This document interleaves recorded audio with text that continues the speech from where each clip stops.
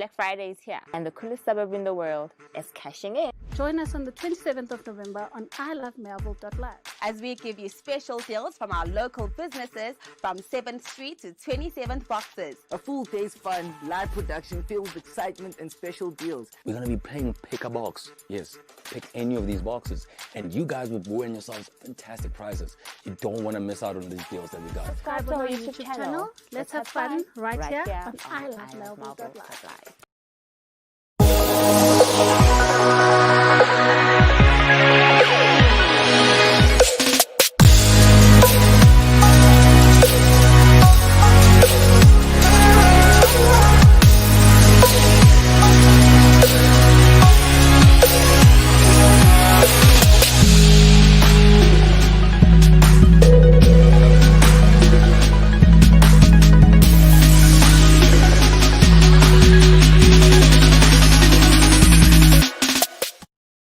Good evening. You're watching and listening to ilovemelville.live. This is the M.R.A. show, where we talk about the Melville Residents Association. Well, we don't actually talk about them. They talk about themselves. My name is Johan Prince. I'm going to ask a couple of questions and be drinking some water. Please do interact with us this evening. There are various platforms. I will list them. You may be using Twitter. That's at ilovemelville with an L at the end. Facebook, ilovemelville.live. WhatsApp. This may be the easiest for you to use, 066-013-4229. TikTok, ilovemelville.live, but you can't really interact with us on TikTok. But you can watch us and be amused by us repeatedly. On Instagram, ilove.melville.live, and on YouTube, ilovemelville.live. Okay, I got through all of that. My name is Johan Prince. My guests this evening come from far and wide, the four corners of Melville. Returning guest, he didn't get enough last time, Matthew Lewis. Or Matthew. I'm just a sucker for punishment. Or you might just be a sucker for punishment. Besides, what else are you going to be doing on a Wednesday evening, Exactly. right? It's like, who has a life? And a new guest, Dale Fairburn. Did I say the Fairburn correctly? You did indeed. Hello, Well Dale. done. Welcome. Hi. How are you? So, tonight, we're going to be discussing various contentious issues. Why? Because this is Spaceballs 3, the search for more audience. And if you get that reference, you're older than 35.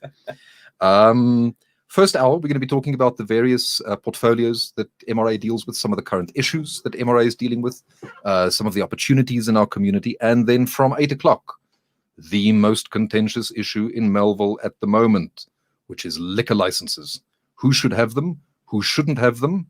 Whose opinions should dominate? And what are we going to do? Does that sort of sum it up fairly well? I think it does. Yeah, it's probably worth mentioning that we're going to sub out for that liquor license issue and bring in the big guns. We have more people than our little studio can accommodate. Indeed. And so we are going to be cycling. I have an audience outside the fishbowl. Derek, who was here last week, is pulling all sorts of faces. And Amanda's doing a lot of research because she does not want to be caught not being able to answer a question. So she's on her phone, Googling away furiously. So that's going to be fun. So stay tuned for that from around 8 o'clock. If this is the first time you're joining us, which I think may very well be the case, let's just quickly talk about what the show's about and why we're doing the show. Communities work when community members are involved, and some community members are already involved as part of the Melville Residents Association. And so this show really is aimed at the following. If you live in Melville, if you work in Melville, if you like coming to Melville and you're listening to this show, you may want to know what the issues are that the community is dealing with at the moment. So that's one objective. Second thing, you may want to do a little bit, as Derek said last week, even if you have an hour or half an hour a week or a month, to contribute to making this community more livable and making it open and at the same time safe and secure. And so this show is a standing invitation, not just for you to ask questions or to make comments, but also, if you can, in any way to become involved with the M.R.A. There aren't very many elections. If you're interested in something and you join, you can pretty much do the thing that you're interested in. I think everybody would appreciate the help. So that's the second objective. And the third objective is the M.R.A. may not know of the issue that is currently bugging you or the opportunity that you're seeing, in which case use the WhatsApp number and tell us what you'd like the M.R.A. to focus on. So that was fairly long-winded. Did I cover everything, do you think? I think so. You know, we are working on omniscience, but until we crack that, please do try and get in touch with us. Well, let us know what's going on. Omnipotence I have cracked, and hence I'm in control of this process. This is absolutely fantastic. Right. I'm in control of something in 2010. Okay, so just a quick background again. Matthew, I'm going to start with you. The M.R.A. is a what, it does what, how do people get involved? So we are an association made up of residents. If you live in Melville and you subscribe to Beagle Watch, you are actually automatically a member of the M.R.A. And the M.R.A. is kind of guided by, or not even guided by, but headed by the executive council, which kind of tries to bring all of the disparate voices together and try and make sense of this mad, crazy world that we're living in, through a number of different portfolios, which have kind of grown organically, I think, some of them, and some of them have been around for years and years and years, and they and certain issues that crop up and go away again and then come back again might mold how the committee looks at any specific day or time. So it really is a place where community members can come together, have a voice, participate in the conversation, and then action things. Absolutely, yeah. I think that there's actually a lot of effort in making it as organic as possible, you know, and being as responsive to what the community's needs are. You know, the love affair that M.R.A. has with ILM is a really good example of that. You know, we're looking to create really not great since my late partnerships. teens has somebody said, you know, love affair and mentioned me even obliquely in the same sentence. I mean, That's I did nice. invite you over for Netflix and chill, but you know. Yeah, the problem is, as we established last time, you're a Star Wars fan, I'm a Star Trek fan, and that so is there's a also bit of true. a division. Now, in terms of the and the division I'm talking about is those who think and those who don't.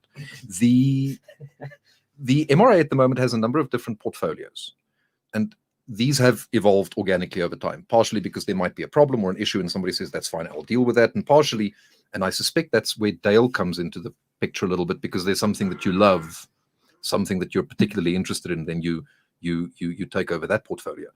Before we get to Dale and her portfolio, which is heritage, which I'm really interested in, what are the portfolios at the moment that the M.R.A. is dealing with? So at the moment, as it stands, we're looking at physical environment, which generally kind of covers a whole bunch of stuff, but primarily is beautification, making sure that litter is cleaned up, that the council comes through and cleans up the public bins and everything that's around, you know, just trying to make sure that Melville is a decent looking place.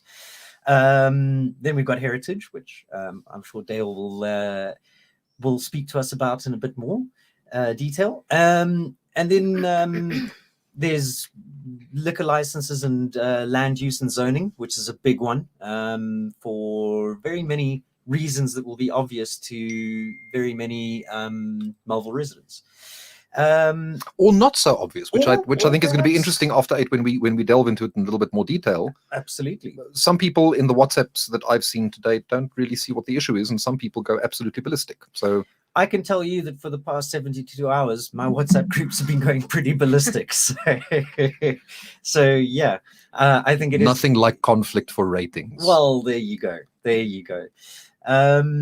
Yeah, and then, you know, the one portfolio I think that is kind of the newest, which is the one I'm taking on more and more, is community development, which is you know, any kind of new, interesting, fun things that we can do in Melville to raise the profile of the suburb, to make it a fun place to be for residents, and also to look at some social issues that might be existent in Melville.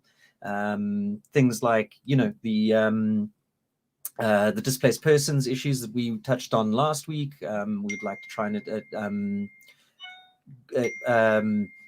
approach that from a community development point of view, and see where we can work with the city to try and sort that out as well. So I think Dale's getting messages from family and friends across the world it's all saying, just ended. we can see you on television, it's amazing. And if you're watching on video, she's frantically trying to press the various buttons to make this thing go quiet. Okay, so community. I think I'm being told what not to say. Oh, really? No, I'm just kidding. I'm going to be like the teacher now who says, show me the messages and I'll read it to the class. Okay, so community development, and then what else? What are the other portfolios that you guys deal with? Governance is another one. Just trying to make sure that Melville is represented both on a ward councillor level and within the greater auspices of COJ.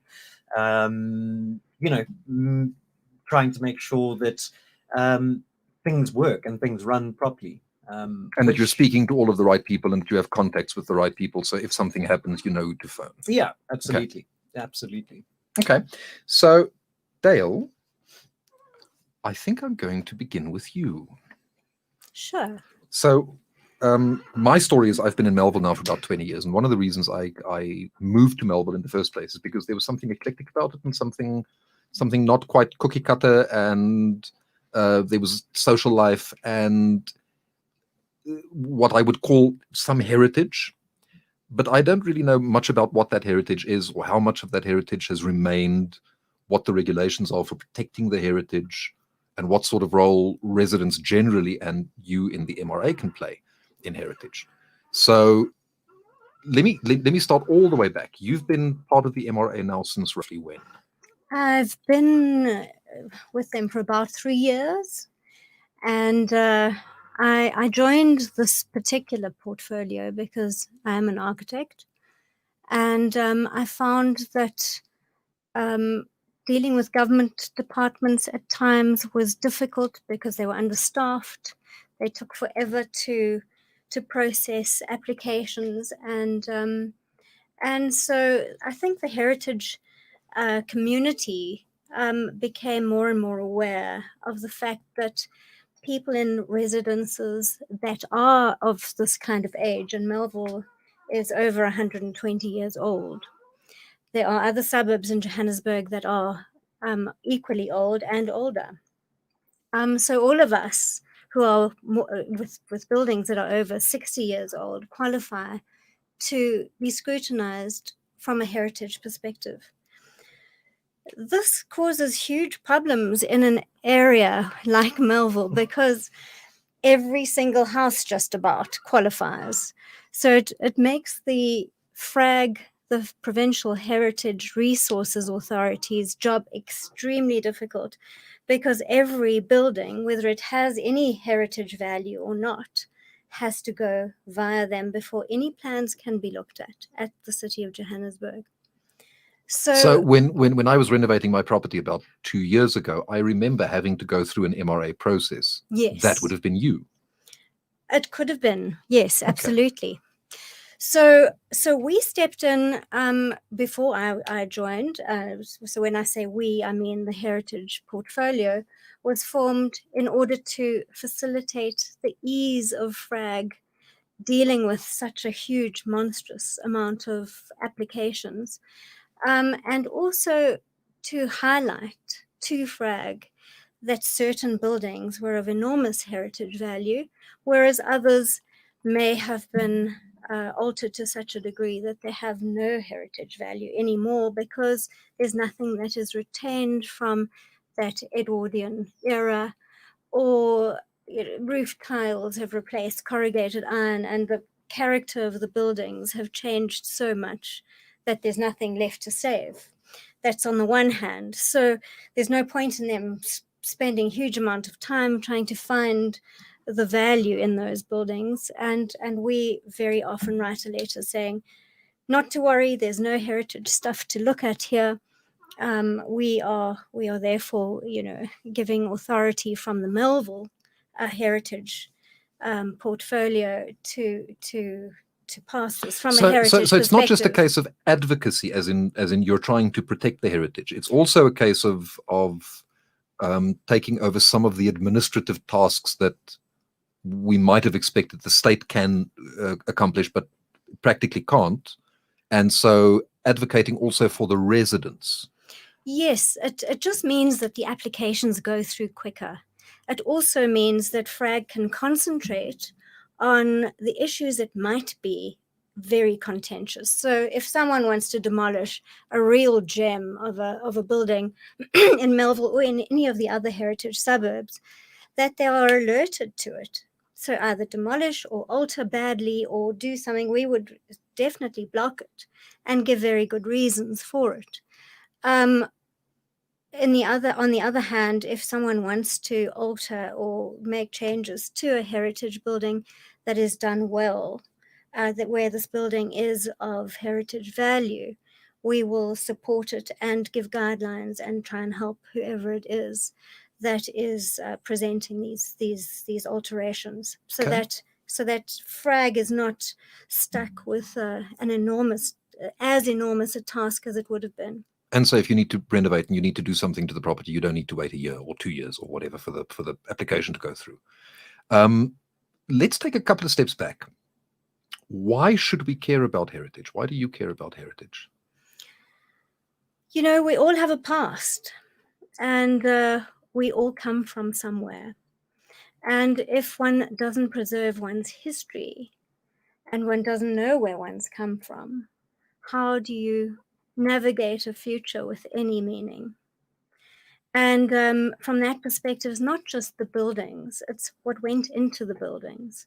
It's not just the buildings themselves, it's the site and what went into the site development of the surroundings of those buildings, the parks, the street lamps, the pavements that people walk on, how are the pavements covered. Our 7th Street shopping precinct is a beautiful example of buildings that need to be preserved. And in some instances, that's been a little bit ignored. In other instances, they've been very well looked after. So, difficult question, and we can sort of try it from various angles. But if I'm a resident and I own a piece of property and I want to develop this property into something else because economically we're all struggling and you need to make money, what would be so that there now needs to be a balance, right, between heritage and innovation and practicality versus Yes. respect for history. How do you value the heritage against these practical considerations? How should people be thinking about that? Should people be thinking in terms of, what's the benefit to me of having an area in which the heritage is protected? Well, I think one needs to come back to what you said right in the beginning of why you live in Melville.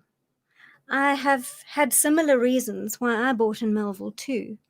It had a community where shops were easily accessible, where you could walk up the street and have a coffee in the morning and meet clients or friends over a newspaper and have a good chinwag, and you could go and grab some croissant or a loaf of bread, and it was in easy walking distance.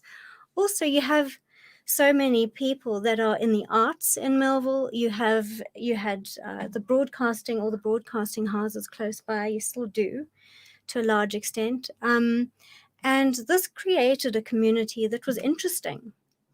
You had Those layers of history are interesting. Yes, the layers of history, the diverse people that came to stay in the suburb for various reasons, for that relaxed atmosphere, for that interaction with people that are interesting, for the beautiful views that we have from Melville, which so many people don't realize we have.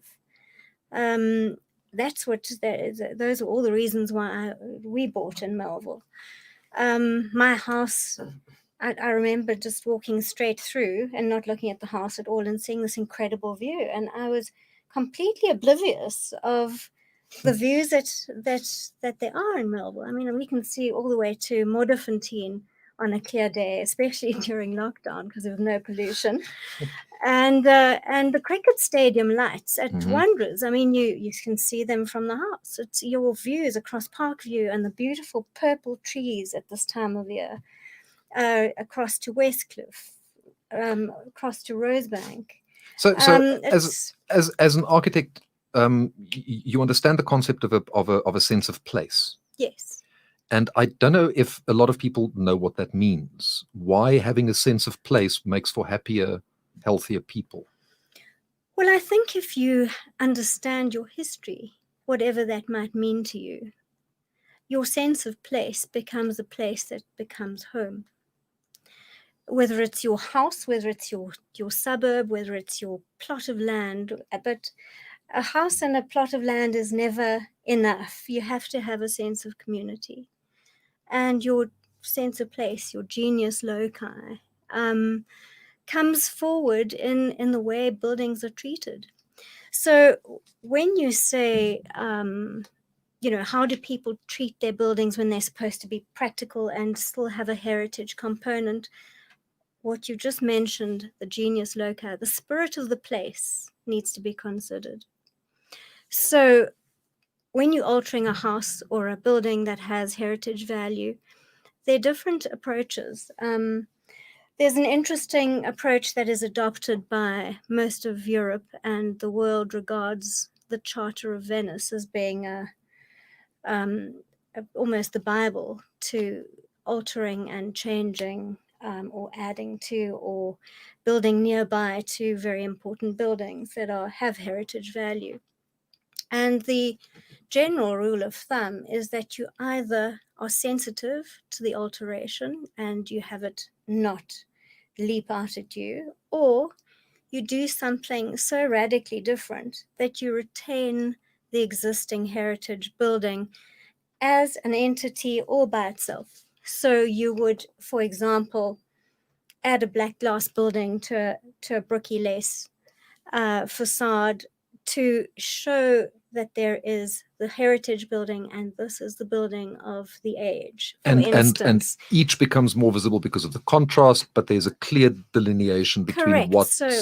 what's old and what's new. Yes. So therefore, the heritage building that is important will be kept intact, and it can be preserved and restored to its previous glory, no problem. But when one starts to alter a building like that and one loses the important aspects of that building, that's when the heritage value becomes lost. Now, when you talk about losing heritage, we have a responsibility to future generations to protect what's valuable. And if future generations want to decide that they no longer want these things, then that's up to them. But we have a responsibility to hand over to the next generation something that's at least as good as what we found it, right? That's sort of the fundamental responsibility of community. Do people take that seriously in Melville? Do people take that seriously in Johannesburg generally? The sigh. Oh, there's it's a difficult one to answer because you have so many people that are serious about it. And you have so many people that really don't care, to the point where they will demolish something quickly without anyone even knowing that they're about to do it. And then it's gone. And, we're trying to appeal to people to come to people like us who have some insight into what is of value and what isn't. And to try and work with us rather than against us. And we're not the authority. We are here to facilitate and to be approachable. And if people say, gee, I really don't know how to do this, and I don't know what architect or draftsman to go to do this little alteration, and we don't know what the best way is of going forward, we're here. We can come and have a look at the site, the building, say, gee, please don't do anything yet. This is an important site. If you're going to employ someone who knows what they're doing in terms of heritage, and then there's a better outcome usually. And these are the things in this property that you need to protect, and these are the things in the property that you don't have to worry so much about. Yes, absolutely. So that sense of historical context. Yes. You spoke earlier about Edwardian architecture. Is that what we're protecting in Melville? Is that the... Well, it was the era. The Edwardian era was roughly the 20th. It began in the 20th century and ran till about 2010 or so. And a lot of the buildings... 1910. Yes, you're right. 1910. A lot of the buildings in Melville were built during that time, and a lot were built just thereafter, after the war, to accommodate people coming home. as were a lot of the buildings in Parkhurst, some in Parktown North. So that's the era of building that really is generally of value. There are also buildings that come from a slightly later period, where everyone is only looking at buildings that are 60 years and older. Is that that's just a line in the sand, because That's we a need line some in the line sand. in the sand. That's a line in the sand. I frankly think that it's just really to alert people to the fact that you have an old building and someone needs to look at it. Like if we use Venice as an example, you're in a building that's, you know, maybe 1,000 years old. Yes. You may end up stripping the thing and imploding it, but at least you should know the importance of what you're doing before you do something permanent. Absolutely. And maybe the heritage value is gone because it's been, you know, the buildings have been so badly altered over the years, or just altered with no reference to any of the historical value. And I mean, with those buildings, there's no point in trying to put all that stuff back. It's gone, you know. But there is also, so over and above the things that are 60 years old and the sort of the Edwardian architecture, there's also a kind of a mix and match look to a lot of Melville, where you can see things have been just added helter-skelter over time, and it's actually pretty in its ugliness. But that's not something you would concern yourself with from a heritage perspective, because it's not 60 years old. Well, most buildings in Melville are over 60 years old.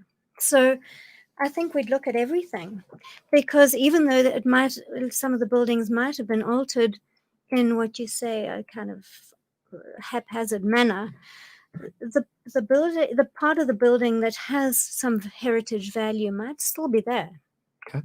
And there's also there's a pecuniary advantage to taking care of a property that's old, because it adds to its value. So even if you're not particularly interested in the cultural or the historical aspects of it, if you break something that might have value, you reduce its value. And if you're the owner, then that's a problem, not just for the community, but for you as well. So let's quickly look at the rules. Anything older than 60 years must get what? Okay. So we are here, I'm going to just take you through our role. So we are here to facilitate the due process for residents who wish to alter or demolish or submit as-built drawings on plots older than 60 years old, as per the National Heritage Resources Act. Okay. We also are here to educate the general public and interested parties with regards to heritage. So if anyone has a question or we can help, maybe we can't ask the question, but we'll certainly find out if we can't answer the question. We're also here to support the City of Johannesburg and the Provincial Heritage Resources Authority with regards to helping the process the applications within this area, and then provide assistance and advice for potential violations within this area. So those are the reasons. Like really practically, I buy a property in Melville. Yes. Or I own a property in Melville. I want to make a change. Yes. What do I do next? You consult with a professional and you ask them to advise you. They then come to us with a plan. Right. We then say to them, listen, this is okay, or this isn't okay for the following reasons. Or there's a grey area, we need to establish some more facts. Well, there's a grey area, yes. And we often go and visit the site. I've often found it more useful if it is a tricky thing and the professional that they've employed is not sure. Phone us. We'll look at the site together and make sure that something of real value is not diminished after the fact. We'd probably pick it up, but then the professional has maybe gone down a certain route, spent lots of money, and it's maybe not the right route to go. Not that there's anything definitive with what we're going to say, but there is a guideline that we are able to adhere to. So practical example, what are the sorts of alterations that you see people doing, and what are the sorts of things that you then end up noticing, ooh, hold on, there's a thing here that we need to protect? What might that thing be? Okay, so the buildings that are of value, generally have a specific look in Melville. They all have corrugated iron roofs. Many of them have pressed steel ceilings. Many of them have valuable wooden floors, very, very old pin oak, beautiful hardwood. You often have old precast columns that were shipped out from England. You have beautiful verandas, typically. Those are the kind of things that are prevalent in the existing old buildings that have been preserved properly. You sometimes have turrets, you sometimes have beautiful access from the road. They're not hidden behind huge, big, high walls, although, you know, with the age we live in, that first consultation, which it sounds to me should actually be a little bit earlier. It should almost be a consultation right at the briefing stage of the architect. I think it as would be opposed more to valuable you know then. 5 plans down the line and you're on at final costing stage and now you go to the M.R.A. Absolutely. And in some cases, you know, we called in after the fact to validate an as-built product, and they've used all the wrong materials and they haven't consulted with anyone that understands the heritage aspect. And at that point, a valuable building, you know, I mean, we've actually wanted to impose the removal of certain roofs that have been erected with the wrong materials, with people that have not considered what they're doing before they have embarked in this. And sometimes one doesn't see it in time. And then you've just ended up causing damage to the community, but also to your own property. Yes, it's something you may not have known has value, but you've destroyed it now, and now that's gone. Well, you know, we've been trying to impose the removal of some of these materials on some of these buildings that are important, but it's sometimes really difficult because one doesn't want to cause additional cost, but at the same time, these buildings, some of them being really valuable, have been diminished by using the wrong materials. Okay, we're going to take a quick break so we can drink some water. And I'm going to invite you to participate as soon as we come back. Here, in the meantime, is the, I think the easiest probably is just the WhatsApp line, 066-013-4229, 066-013-4229.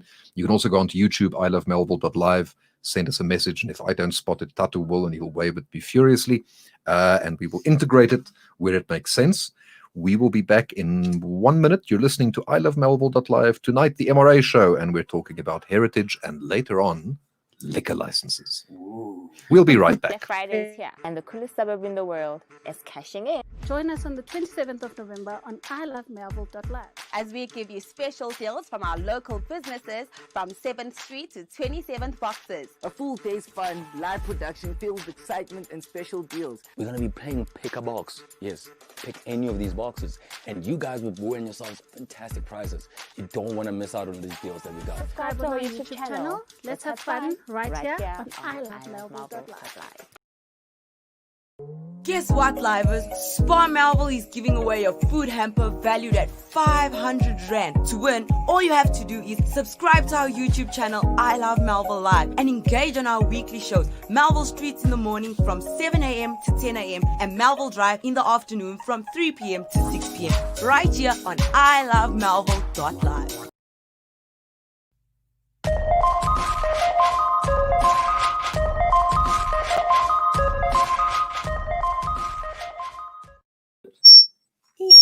And we are back with a horrible feedback from somewhere. I think that might be Dale. I think that might be your headphones. There we go. That certainly cleared the mind.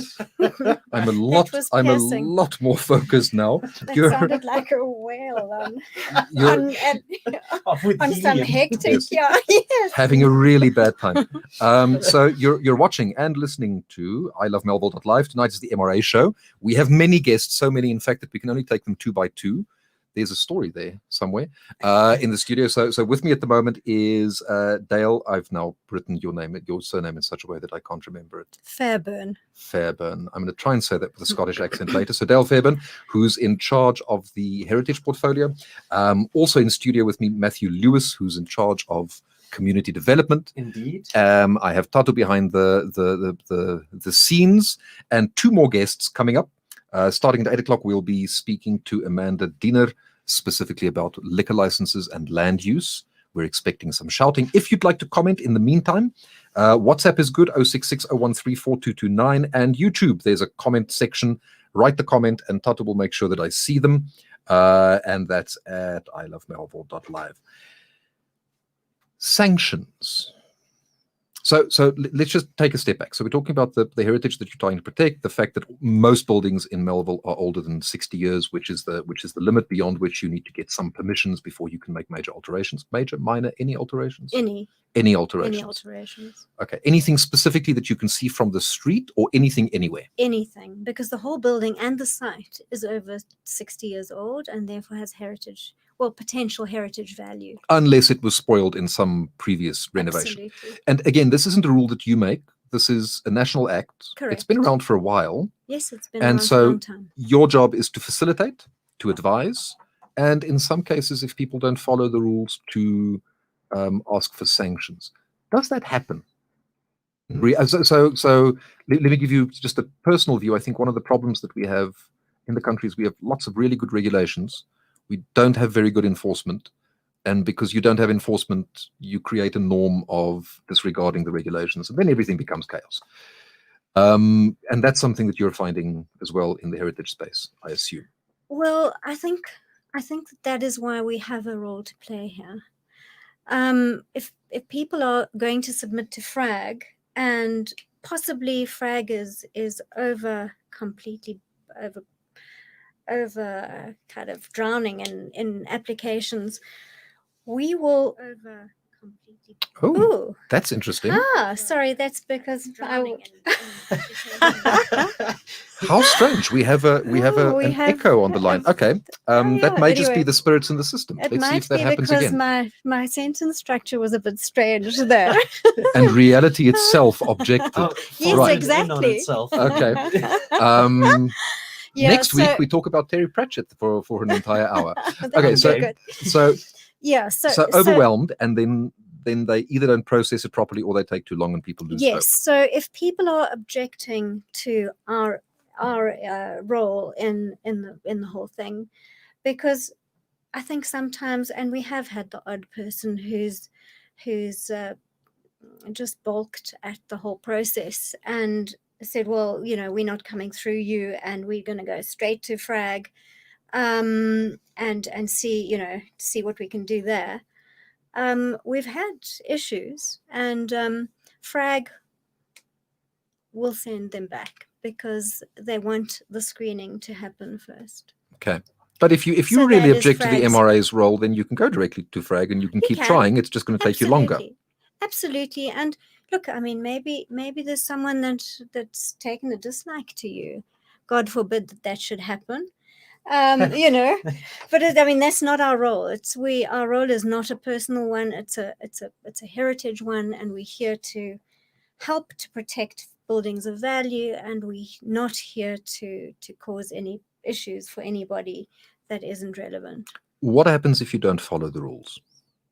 As a resident? As a resident. What happens if you just go and you started the conversation a little bit earlier by saying, you go to a professional, but a lot of people don't.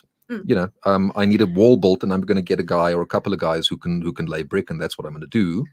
Well, people need to understand that by acting outside of the laws of the country, you are placing certain people at risk, and very often it's not you. I mean, someone can walk past with a baby in a pram, and a wall can collapse on you, which has happened. It's not, you're not meant to build the wall properly because it's just a rule. You're meant to build the wall properly for your own protection and for everyone else's. And the rules are there because of that. It doesn't mean that they're not the rules are rigid. And if there's a good argument, one can get around all kinds of things that are not important to the rule. Right. But it's a very circuitous way of not answering the question of what happens when people actually break the rule. Oh, okay. Does it get enforced? Are there consequences? Oh, and yes, what are there those are. consequences? Absolutely. So We've had one or two people that have put in applications for demolitions that have gone straight to FRAG without us. In some instances, I think that they got scared because these people were bullies and ended up approving one or two things that should never have been. But it came to our attention and we stopped it. Stop it how? We stopped it by going to FRAG and saying, look, maybe you made a mistake here. And this should not be allowed, and then this FRAG should says not- no. Well, they said, oh dear, this slipped through or whatever. I don't think anyone is deliberately, certainly in positions of authority, trying to circumvent the rules or anything. But there certainly have been people that have tried to circumvent, or they say, well, we're not going through this process twice, going through you guys and then going through FRAG. We're going to go straight to FRAG. And we say, well, that's not the way it happens, but you can try if you want to. They would have to have a very good reason for bypassing us. And FRAG will then just send them back to us and say, we're not looking at your application until you have a letter from the M.R.A. Heritage. So what happens to me if I'm the owner and I do the renovation? I say, I don't actually care what FRAG says. Don't care what the M.R.A. says. I'm just going to do it. And then maybe I'll apologize later, which is easier than asking permission sometimes. That sort of attitude. Are there teeth? Does something... Yes. Well, the building inspectors will be called in at that point. And they can ask you to, if it's been a demolition or something like that, they can ask you to restore. If you've built stuff illegally, they can ask you to demolish. And in fact, they can enforce it. So they not only will fine you, but they can enforce that something is restored to where it was, or they can force you to demolish what has been built. And that can be a lot more costly than... Absolutely. So it's a very onerous process. Do people understand that sanction exists? Do you think that not just residents in Melville, but do you think that people generally understand that if you break the rules, there are some serious consequences, and those consequences can cost you a lot of money? Look, I think we live in a semi-lawless society, so I think a lot of people are going to push the envelope, but you do so at a very large risk to your finances. Yeah, to add in my 2 cents worth there, I mean, I think that the issues you touch on things like finances, but also health and safety is huge. Yes. I mean... and also destruction of valuable stuff. Yeah, heritage value. There is a right, particularly on building sites and with buildings, there is a right way and a wrong way to do things for very, very good reasons, because people can get badly hurt in a number of different ways. Financially, to their own health and safety, and so this is not quite like oh well, I'll run the orange light because it only just turned orange. These things are in place for good reasons. And it's also not the kind of thing where if you do demolish something and you get in trouble for it, you can't just make it go away. Exactly. It's now an expensive and a long process to now restore. And if you don't restore, then I assume additional fines and eventually contempt of court, and you're going to have difficulty selling the property, etc., etc., etc. And So if someone builds without all the due process having been followed with approved plans, you might have compromised someone else's property. You might have compromised your own property. You might be working against bylaws, building laws, all kinds of things that are there for a reason. If you build over repent at leisure. So the government the city of Johannesburg will force you to demolish whatever you've built if it is compromising your property, your neighbor's property, if it is not in accordance with the bylaws, if it's not in accordance with your zoning of your property, it can be onerous. Let's talk about the gems just for a second. I mean, that's probably one of the things that you must enjoy most about this thing, is you do get to see all sorts of buildings and nooks and crannies and discover things. Oh yeah, you do. And I think maybe one of the problems that we have in Melville is we're not aware of what all of these gems are. So there's a lot of history that that the rest of us don't know. What are the gems that you've discovered? Well, I think our streetscape in 7th Street is a gem. I think that that's not replicated anywhere else in this country. Some of it has lost a bit of its value because it's been badly looked after and needs to be fixed and needs to be brought back to where it should be. I think that there are some beautiful buildings in Melville. A lot of very well preserved buildings. We can maybe write a whole list and pop it on our website so that people can go and have a look. Because that might At be an these interesting buildings, thing to yeah, do is as you're absolutely. walking through Melville and you're Absolutely. walking with a dog and the dog's talking to the other dogs, it gives Yes. you something to look at and some context to what you're looking at. Absolutely. And the other thing about Melville is that it has very important archaeological value in the Melville Koppies, and walks are arranged for that, and you can go and learn about all the prehistoric stuff that happened and is still visible in some of the areas of the Melville Koppies. So that is also heritage.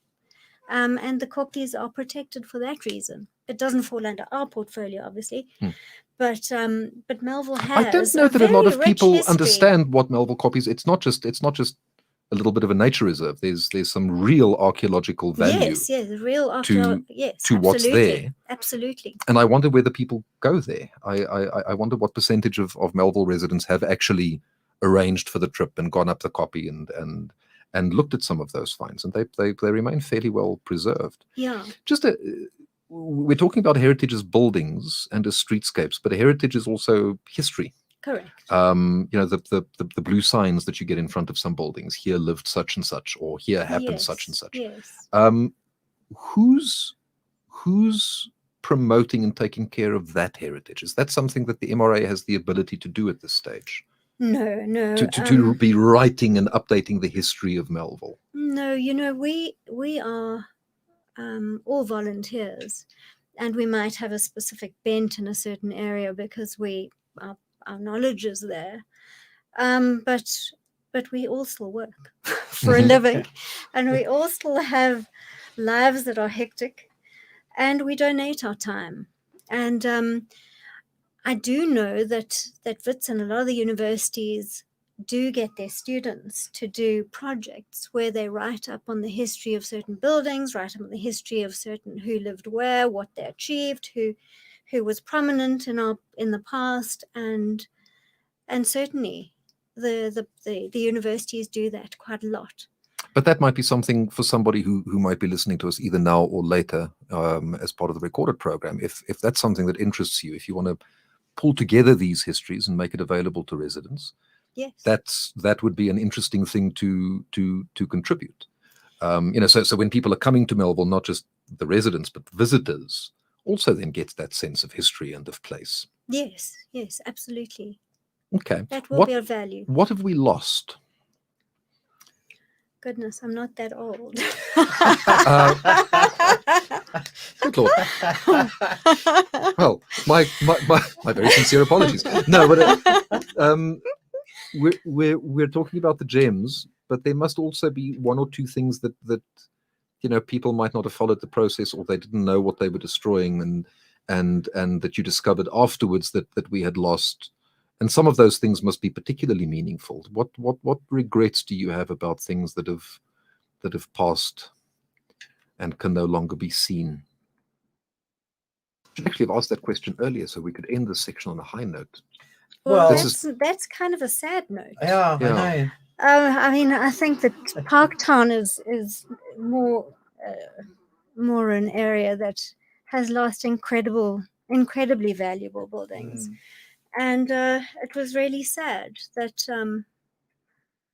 certain contemporary buildings were built on the ridge in Parktown, and all the old, beautiful, magnificent mining houses were, not all of them, but a lot of them were lost. Enough to change the character of the area completely. Almost, yes. There are one or two that just remind you of what it was and what it could still have been. And I have family who had homes along M.R.A. Road that were also very valuable buildings in terms of heritage that are gone. I would have loved to have shown my children, where their grandfather grew up and all of that, and where the buildings were of value.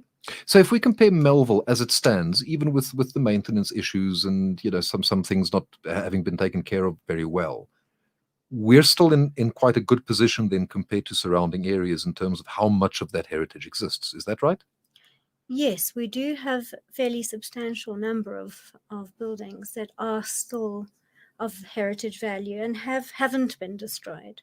They might have been altered, they might have been changed a little bit, but the character and the value is still there. Okay, so the time really flies. I could do this for hours and hours, but I think at some stage you'll just walk out of the studio. So I do want to talk to Matthew a little bit more about community development, and then just after 8 we're going to be focusing on liquor licenses and land use and World War III, which has been breaking out all over the WhatsApp groups. So 2 questions for you, Dale.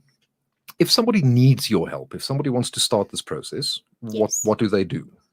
Do they phone you? They can. The first port of call is to just go onto the I Love Melville site, and our emails are there. Best to just pop us an email, say, this is our issue. Can you help with this scenario? This is the stand number. This is where we are. This is what we want to do. And maybe send a photograph or 2 so that we can see whether it is worth spending a lot of time on. If it is of value, it will most certainly be worth spending some time on. Okay. So How long does can that get hold of process us. normally take? So if I'm renovating, how much time do I need to give for the whole M.R.A. engagement? We've simplified the process by asking people for the FRAG submission. So the submission they would have prepared for FRAG, this is if they don't want our input In the ahead submission, of which they time, can ahead have. of time. Right. If they are just sending us the submission that they're going to send to FRAG, where we can have a look at the building, pre-scrutinize, look at whether there are issues that need to be highlighted for FRAG, or whether we are going to object fully to what is being proposed. If normally the objection is something that we can work with. So we would say, guys, you can't put that column in there. That just destroys your veranda.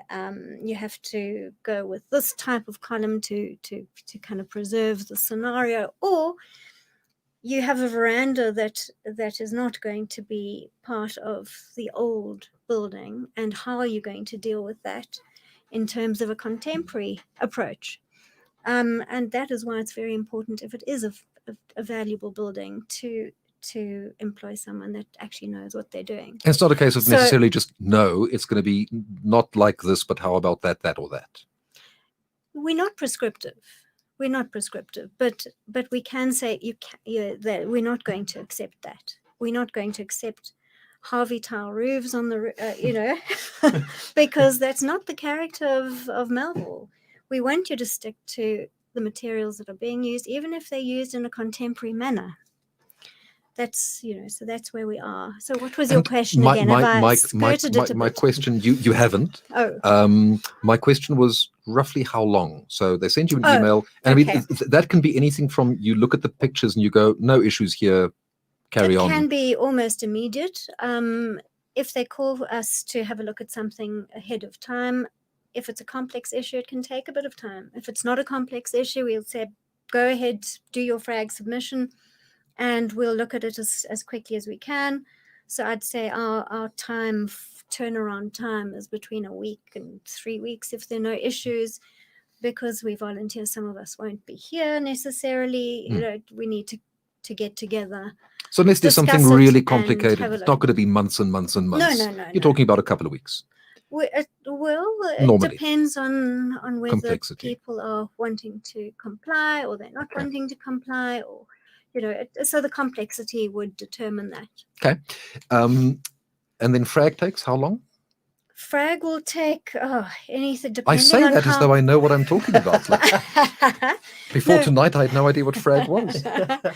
Well, I'm not sure of what their their turnaround time is anymore because of lockdown and what that's done to all the councils with. Generally, so 2021 we'd return to normal. I'd say and between 2 weeks and 3 months, depending on the Okay. complexity and what they have in. So if your excuse is I don't have years and years to wait, that's not the issue. No, it's not the It's issue. a couple of weeks to a couple of months, and rather do that up front than get into a lot of trouble afterwards. Well, you're going to cause more delays if you don't go through the process, because council will just kick it straight back to the M.R.A. and then to FRAG, and you'd have to just start again.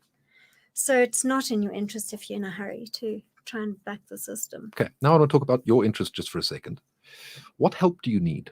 If somebody's listening and they're interested in some way in heritage, either protecting it or exploring it or communicating it and marketing it, what could hands do to help?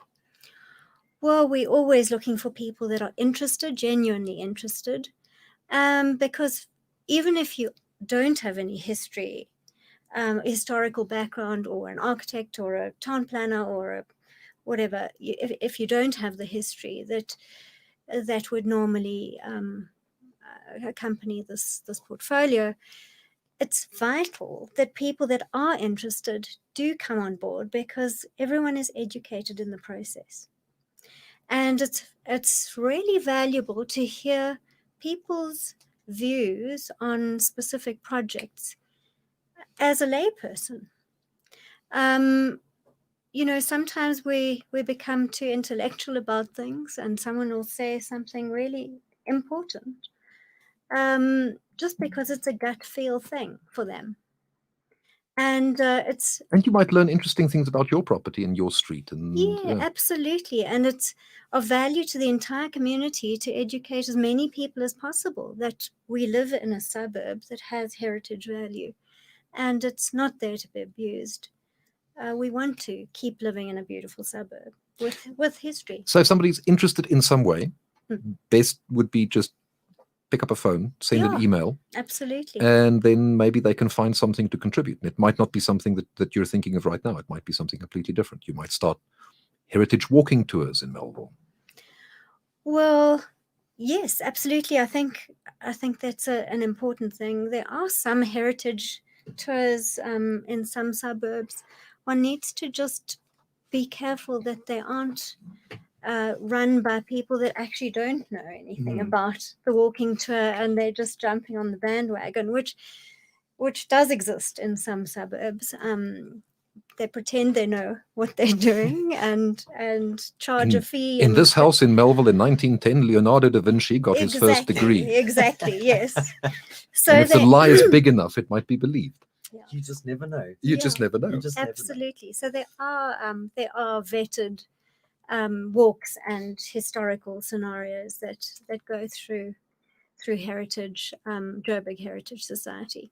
Okay. So that is usually the route to go. And they do have talks and walks in Melville and in. Somebody's interested, contact. Yes. If somebody wants to do part of the liaison work, somebody wants to help educate residents, you're open to it. Absolutely. And we sit around a table, we discuss the issues, people learn about what those issues are, they then inform others, and it just is the more educated everyone is about the issues surrounding the value of heritage, the better our whole suburb will function. Okay, Dale, you have survived an entire hour, and you've done so with it goes quickly, hey? Time flies. So thank you so much for coming in. We're going to speak to you many, many times again. We'll probably get you in a couple of times just on specific issues. The heritage really is important, and we can't save it once we've destroyed it. So to everyone listening, it's valuable. Take some time, and if you do decide that you don't want the heritage and you want something contemporary, at least understand the decision you're making. Make that decision consciously, having a full understanding of the trade-offs, and then you take the decision. That's part of the process. And that contemporary is not necessarily against heritage. A lot of the time, a contemporary solution enhances the heritage value of a property. So people mustn't be scared that, oh hell, we don't want to live in this It has to old look like a wreck of a cottage. house, you know, because it's old, but it certainly doesn't have to be that. You enhance the important features and very often offset by the contemporary. Dale, thank you very much. We will speak again. You are watching and Thank listening you. to I Love Melville. My name is Johan Prince. I've now kept Matthew around for a very long time, and we haven't sufficiently discussed community And said development. absolutely nothing. We're going to come back to that Which- in 1 minute. We're going to take a quick break, come back. We're going to talk about your portfolio very briefly, and then we're going to be talking about liquor licenses and the various conflicts that is causing, and some of the existing liquor license applications which we need to either accept or object to very quickly, and some of the reasons why we might want to object. If you want to participate, please do. The YouTube link is ilovemelville.live. There's a place where you can comment, and I will hopefully see the comment and respond to it, or you can use WhatsApp 06601342229. The time now is just on 8. We'll be back in 2 secs. Guess what, livers? Spar Melville is giving away a food hamper valued at 500 Rand. To win, all you have to do is subscribe to our YouTube channel, I Love Melville Live, and engage on our weekly shows, Melville Streets in the morning from 7 a.m. to 10 a.m. and Melville Drive in the afternoon from 3 p.m. to 6 p.m. right here on ilovemelville.live.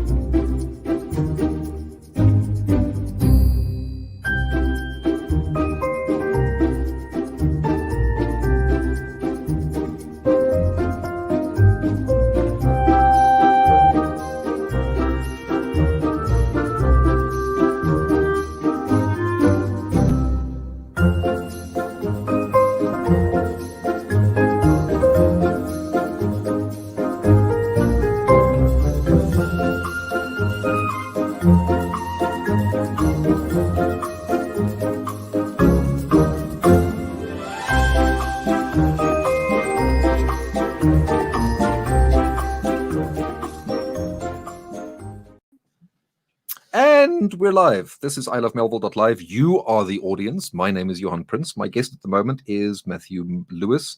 Very soon we're going to be speaking to Derek Milne, who I think came straight from court because he is in a very loyally black suit, and he had that whole big case that the advocates carry all of their arguments in. You never know. He could be just have come dressed like that because he's going to be all advocate-y. Exactly, and it's imposing, and he wants to see our reaction. And then Amanda Dina is going to be joining us also in a few minutes, and she's the one dealing specifically with liquor licenses. Yes, she's shaking her head. The panic is rising now.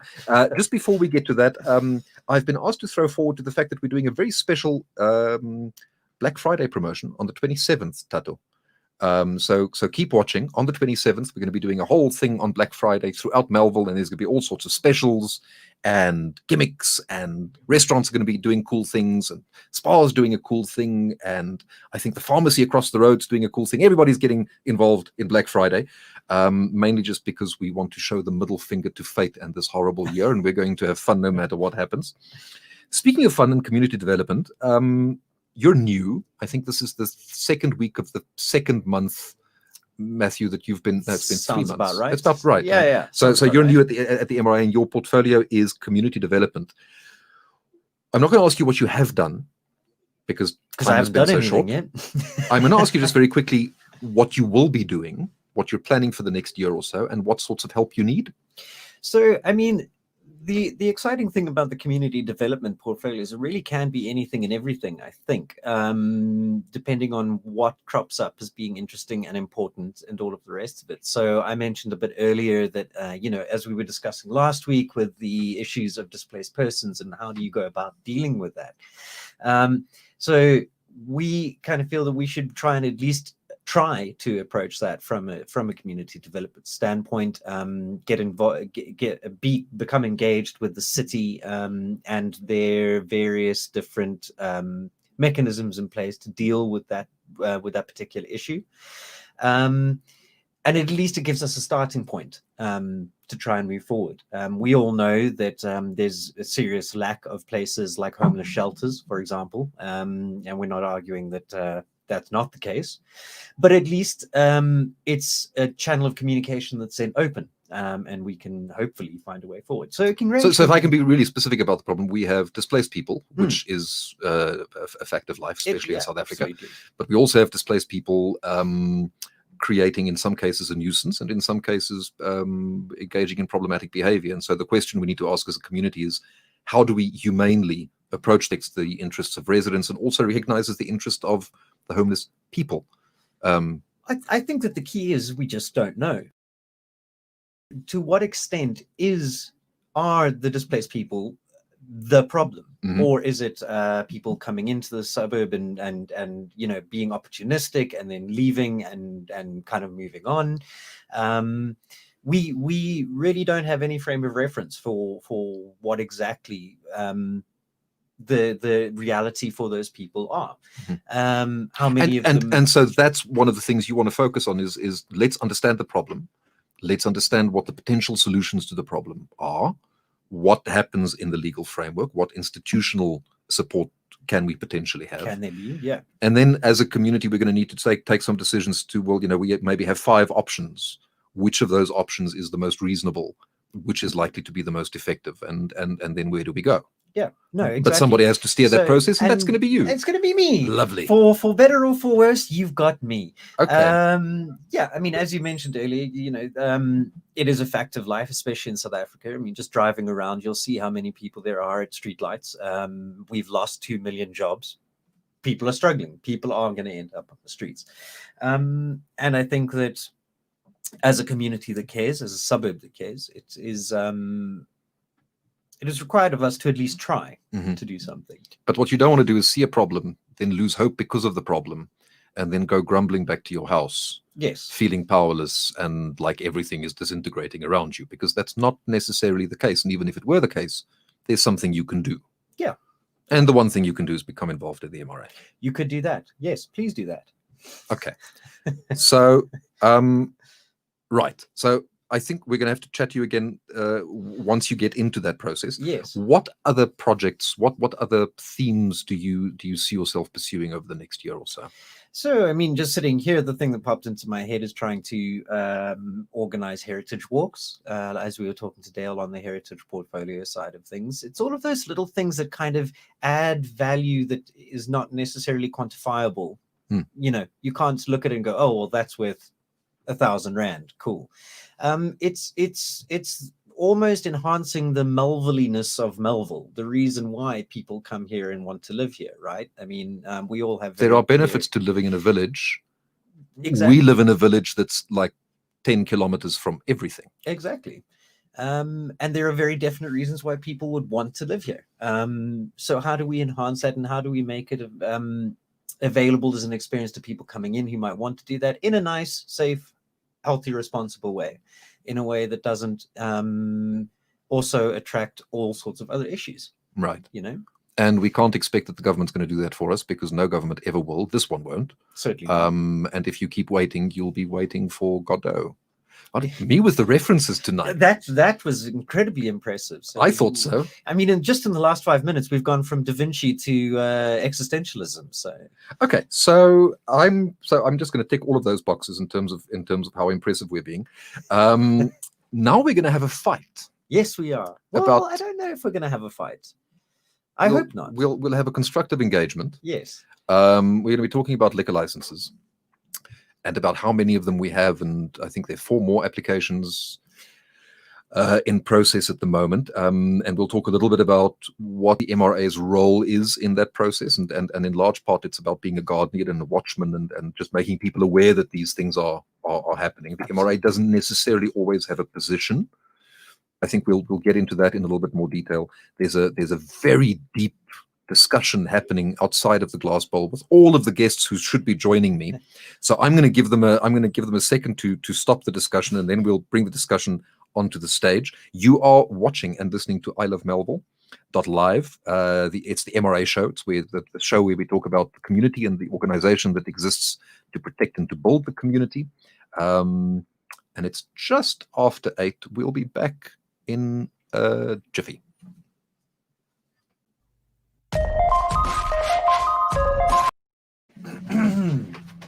Oh, I think we are back.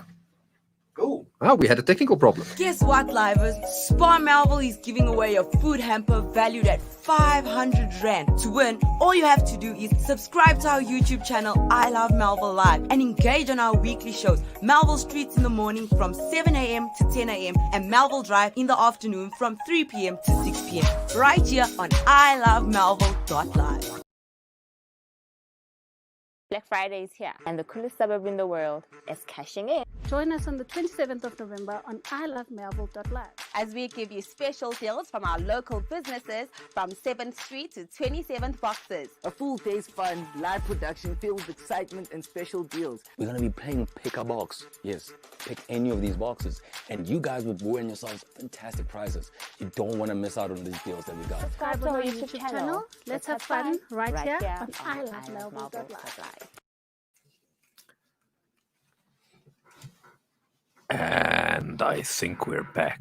But I can't see anything. It looks like a really black screen. If you can hear my voice, this is ilovemelville.live. My name is Johan Prince.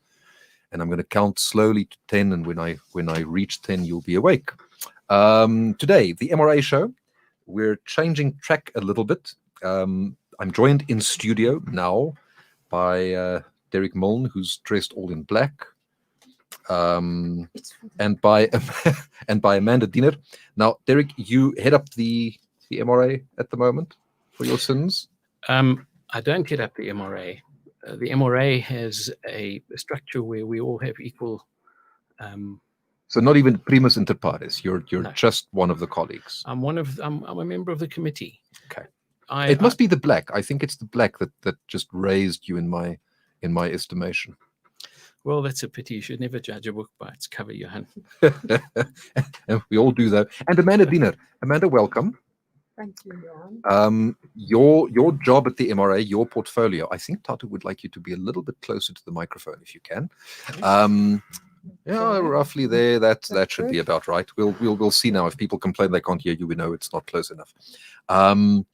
Your portfolio is liquor licenses and land use. Is that the proper way to refer to it? I'm involved with both those portfolios, yes. Okay. And right now we have, I believe, 3 or 4 liquor licenses which are in process, which we're trying to educate the community about. And before we go to the specific licenses in question and what we think the issues might be and the pros and the cons of those specific licenses, I think we should just set the scene, as we did in the previous hour, on heritage and the role of the M.R.A. What's the role of the M.R.A. in processing things like liquor licenses and land use licenses? What's the framework? Mm-hmm. What the M.R.A.'s aim is, or the committee of the M.R.A. Is to inform residents of applications. So that's the main role, to pass on information and to guide them should they wish to, for instance, object to a specific license application in the instance of a liquor license, or in the case of land use, if there's a rezoning application in respect of a property, we inform the residents and guide them, give them information, give them options, and they then decide what they would like to do.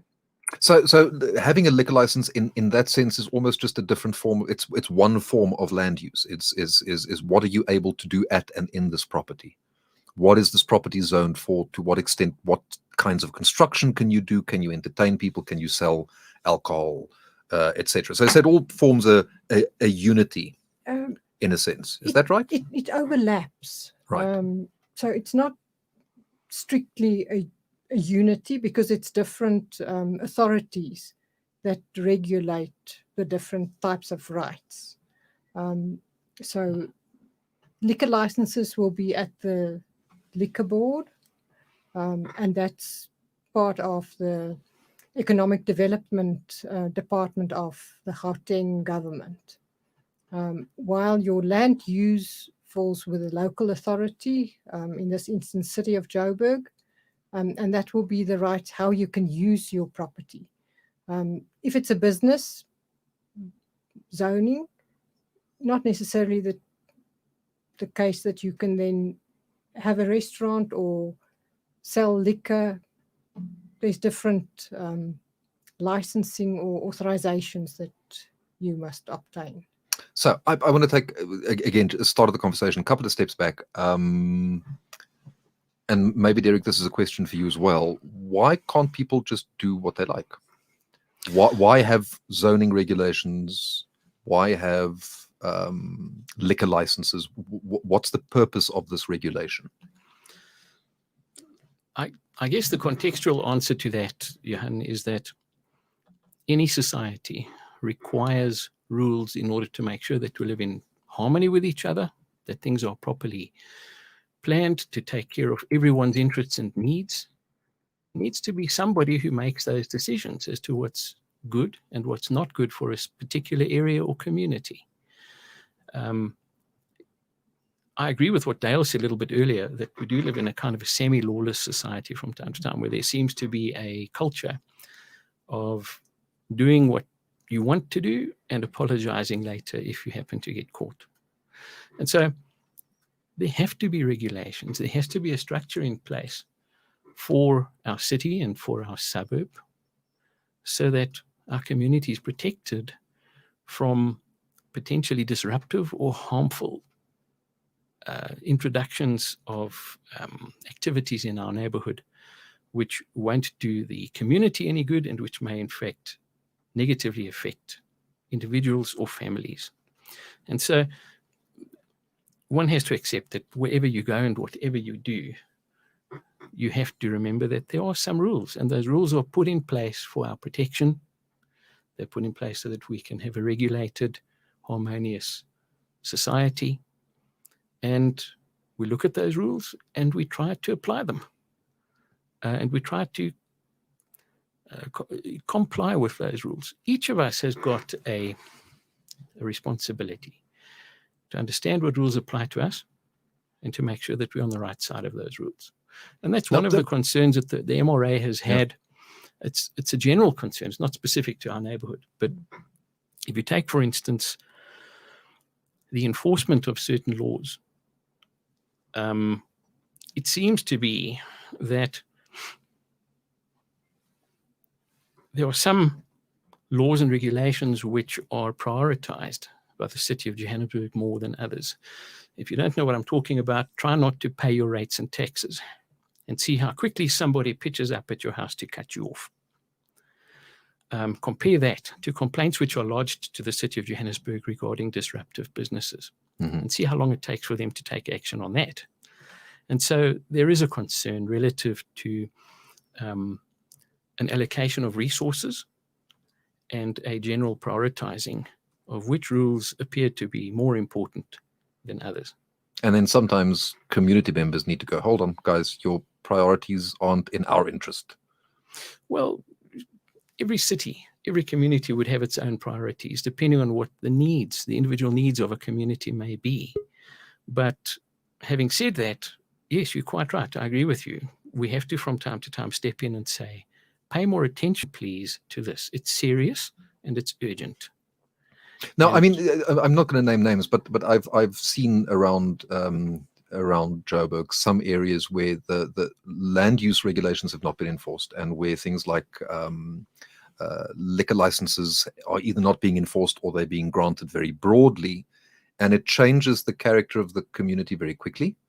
And it seems like the gradient of the slippery slope can be quite steep.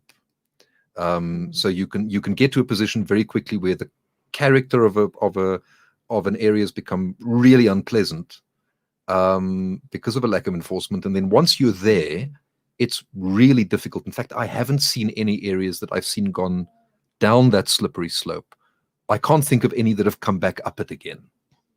It seems like there's a bit of a ratchet effect where if you allow a certain degree of, I'm going to call it judgmentally, a deterioration, it's very difficult to walk back. Is that your sense, or am I being too opinionated? I think that that's the observation of many people. Well done. Well stated, yes. Most of us, or some of us at least, can think of the place we grew up in. Go back and look at it now. It might look better, but it might look a heck of a lot worse. And if it's looked a lot worse, what's the first reaction you have is, oh my goodness, it's gone to rack and ruin, and it's beyond redemption. All of us think that way.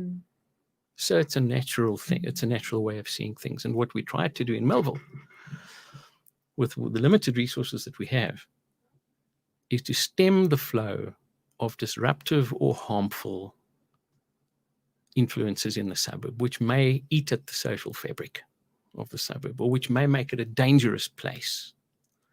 And all we do is we try to monitor the compliance with the various laws and bylaws which apply to our community. And when we monitor those, we share that information with the relevant authorities, and it's then up to them as to what they'd like to do about it. We can't take the law into our own hands. We never have, and we never will. But I just want to clarify something. We're not making rules. No. And we're not changing rules. Not at all. What you're saying is these are the rules. Yes. And then the question is, well, does a particular application comply with those rules? And if not, then enforcement needs to happen. That's the position. Yes. If you want to change the rules, then go into the legislature and change the rules. But that's not what we're doing. Of course. That's not what we're doing here. I think many of us might say, well, this rule's not fair. Well, that rule doesn't suit me. Of course. Or that rule shouldn't apply to me. Of course, we all have those feelings from time to time. But it's required of us, I think, as citizens, to respect the rules that are in place, to take whatever action we can, legitimate and legal action, to try and influence and place pressure on the authorities to look at those rules again and to reform them if necessary. But at the same time, to obey the rules whilst they're in place. And the way you create that culture of obeying the rules is sometimes you need to step up and enforce it. Yes. Visibly. Yes. And from time to time, it's a good thing for people to understand that there's someone watching and there's somebody who will report serious contraventions of rules which may have a detrimental effect on others. That it will be reported. And what we try to do is make sure that we in the community, we make careful note of the concerns which are shared from various community members, and we pass those on to the authorities. We keep records. And so there may come a time where, for instance, there may be a very disruptive business operation in some corner of the suburb. What we try to do is keep a record of how many complaints have been lodged with the Johannesburg, with the JMPD over a certain period of time, how many times they responded, and if they haven't responded at all, or not quickly enough, or not effectively enough, at least we have something to take to them so that our communications are meaningful. It doesn't help much to go along and whine and say, you guys don't do a good enough job.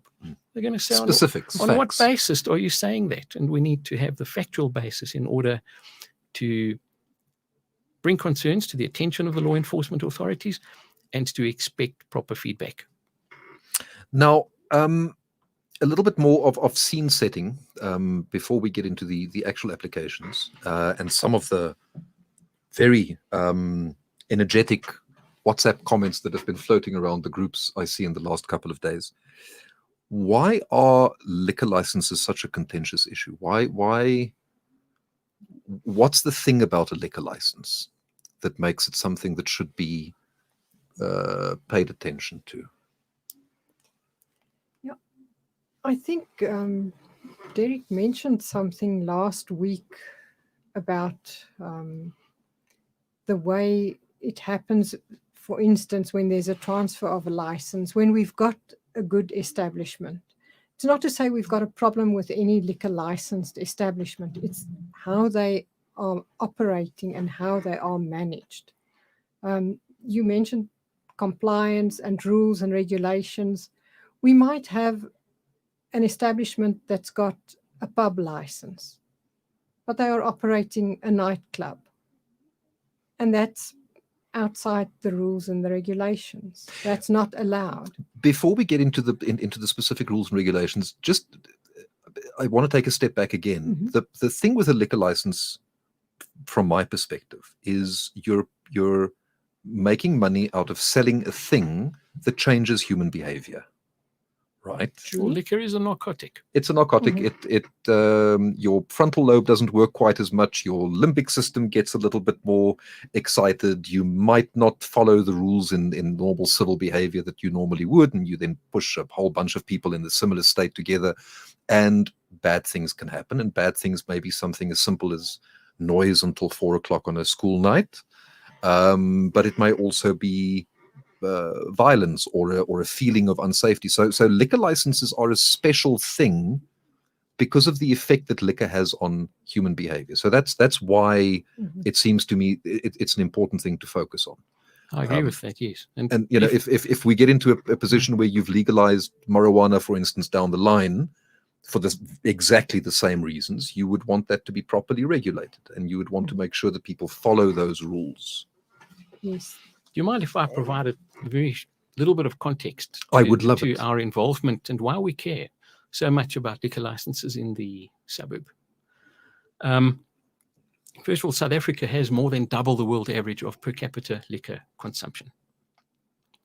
We're a nation that enjoys our alcohol. And it's against that Frequently background. and in high volume. Yes, indeed. And I'll give you a few little bits of information which people might want to remember. First of all, one of the purposes of the Gauteng Liquor Board, one of their stated purposes at least, is that they must somehow endeavor to limit the negative impact of liquor selling outlets in residential areas. That's one of their stated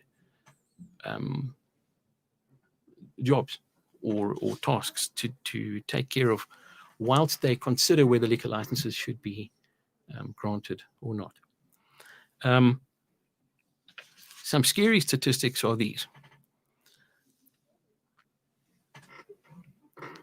The legal age at which liquor may be bought and consumed, I think, is still 18. Is that correct? Mm-hmm. There have been moves to try and push that up to the age of 21, but the government seems to have dragged its feet a little on enacting that sort of legislation. Alcohol is a drug of choice amongst youth in our country, in many different parts of our country, and in fact amongst all of us. And underage drinking is becoming one of the leading public health concerns in the country. There was a United Nations report published in 2014 which said that over 7% of South Africans are abusing narcotics, including alcohol. And that translates to nearly 4 million people. There's a lot of people who abuse the opportunity to drink alcohol.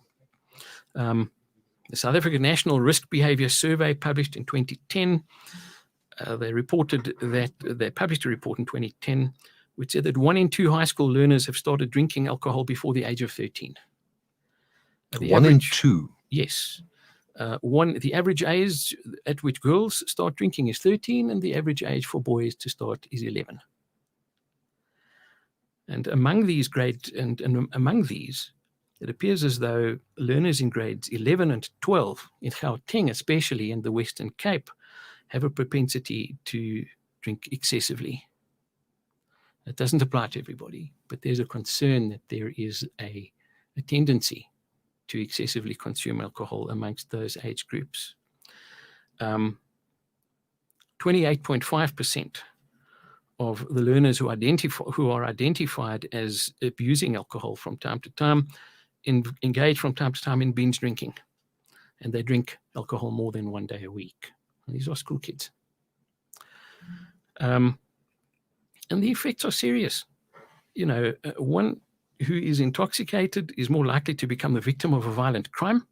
Because your risk behavior changes? Absolutely. One's more likely to be involved in alcohol-related traffic accidents, depression, anxiety, or these are the kinds of side effects that few people talk about, but which are factually correct with regards to youngsters drinking. And that may lead to serious issues later on in life as well.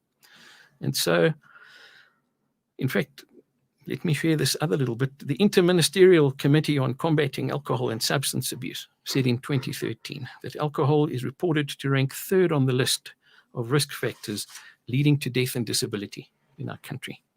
And significant numbers of people arrested for robbery, assault, rape, and other violent crimes were found to be under the influence of liquor. Now, It's interesting that now in context. lockdown, 2 things were essentially, well, 3 things were banned: movement, cigarettes, which I objected to strenuously, and alcohol sales. Oh, and going to church and Because because you could see the spike when alcohol sales were allowed. You could see the spike in demand in medical facilities. Very much, yes. But this isn't an argument for banning alcohol. Not at all. It's an argument for making sure it's properly regulated. Absolutely.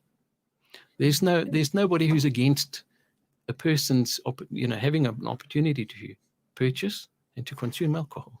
That's never been the issue. The issue is that the effect of alcohol on a person's behavior can sometimes have a detrimental effect on communities, places which are nearby liquor outlets, and that's what concerns one, not the fact that there's alcohol available. Not at all.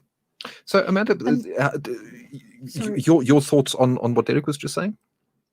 No, it is in a way very scary, the statistics regarding the consumption of alcohol. You mentioned the regulations and that regulations are required, but there are regulations, there are standards. It's the enforcement and the compliance that's lacking. There's, for instance, regulation that a licensed establishment may not sell alcohol to an intoxicated person. Now, for those of you who are listening and who can't see the face, you were peering over your glasses there at the end of that last sentence. So if you're drunk, the barman's supposed to call time. Yes, before actually you get to that point. Right. There's also a standard that compels the establishment, or that makes them responsible for the behavior of their patrons, even off-site, even once they leave the premises. But those things are not complied with or not enforced. So hold on, let me just understand that. So if I live a couple of blocks away from somebody who sells alcohol until 2 o'clock in the morning, and people leave that establishment and they come drag racing up and down my road, you're saying that I can hold the establishment responsible for that disruption? Yeah, it will be difficult to prove, so you will have to have a lot of proof for that. But so in that principle, makes it a bit in principle, but in principle, I could. That is the norms and standards that they are supposed to comply with, and what you can hold them to. Okay, so let's just understand how the licensing works for a second. So I want to open an establishment and I rent a property. Now, do I apply for the liquor license, or does the property come with a liquor license? Is the liquor license assigned to the business entity that I want to operate through? How does this work? The person who wants to trade in liquor must apply, but once the license is granted, it kind of belongs to the property. To the venue. To the venue, to that premises. If you move, you don't take your license with.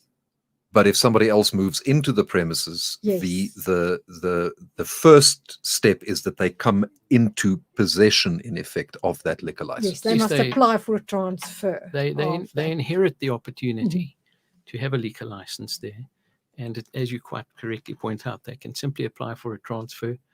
And this is one of the bugbears that we have relative to the legislation, is that only the first person who wishes to apply for a liquor license for a certain premises has to face objections. Anyone else who moves in later on doesn't. They simply apply to the liquor board for a transfer of the license without reference to the community at all. Right. And that's a difficult situation one faces, because places change. ownership People of change. People change. Mm. The ownership of or even not even the owner, but the tenant at a particular venue might be fantastic. The guy who applies is brilliant, good reputation, a proven track record of being a responsible business owner. He goes in and he decides to move out 2 years later, and someone pitches up who doesn't have the same level of responsibility and of conscientiousness, and they simply get the license transferred to them. This is an issue for us. If I could change the legislation, and you spoke about respecting the law and trying to change the laws, I think that there'd be many people who'd agree with me that one of those things we could change for the good, for the better, is to ask that each new tenant or owner of a venue reapply for the license. Now, maybe we should just start with what different kinds of licenses there are, or what are the the parameters that are set in the license. So my understanding is it can talk about what kind of entertainment you can provide. Not really. It can talk about the hours during which you're allowed to sell alcohol. Yes. What else can it specify? What else is in those licenses? Because they're not all the same. It's not you get a liquor license and then you have a standard liquor license. No, there are various quite grades of liquor Well, licenses. would you believe this? That in Melville, there are over 40 issued liquor licenses of various types for Melville. This is a small suburb, so it's a very dense population of issued liquor licenses. And there are many who say, why do we need more? Is there a need and a desirability for more liquor licenses in the area? And many people would say, no, there isn't. Answering your question about the different kinds of liquor licenses, I'll give an example as to how two liquor licenses may differ from each other. If you want to start up a restaurant business, you would then essentially apply for a restaurant liquor license. That requires you to serve meals, first and foremost, to be a provider of meals with which liquor may also be ordered. So you'd sit at a table, and if someone wants to apply for a liquor license, they have to show, amongst other things in their application, the layout of the restaurant, show how many people they plan to have as a maximum number in the restaurant, where the tables will be situated, whether there's going to be a bar or not, and where that will be. And how many people can sit at the bar? Yes. Right. And so they give a seating plan to show that they intend operating as a restaurant. Unfortunately, it's been our sad experience that on the odd occasion, there are complaints about restaurants in the neighborhood. And I'm talking historically now, not necessarily presently, but historically. There's been the odd occasion where there's been complaint regarding a certain establishment. The land use inspectors go through there. The JMPD may go through there. The liquor board may send its inspectors. They find that the place is really operating as a club, that there's little or no food or meals. Peanuts don't count. No, peanuts don't count. And so a restaurant liquor license requires the holder of that license to draw most of their turnover from providing meals. And liquor is something which is meant to be ancillary to that. That's different from a pub license, for instance. A pub is required to provide snacks along with the alcohol that you order. Can you see the difference? And the line may be blurry, but there's a line. Absolutely. And there are other kinds of parameters which a liquor license can and should have. The liquor board does have the authority to impose conditions on any liquor license that they consider granting. Unfortunately, they very seldom do. And it's a vexing question as to why they don't impose greater conditions on liquor licenses which require a higher degree of observance. But in any event, they can impose parameters. We have gone to many liquor board application hearings and argued that parameters and conditions should be imposed on certain liquor licenses which they consider granting. I don't think they've ever once listened. They grant a license to say you can trade till 2 in the morning, you can sell liquor at that outlet, you can trade till 2 o'clock, and they have some general provisions saying that you must have your license displayed near the entrance for anybody to look at, and you may and may not do certain things on the premises. And then, unfortunately, it appears as though that's where the Liquor Board's involvement often ends.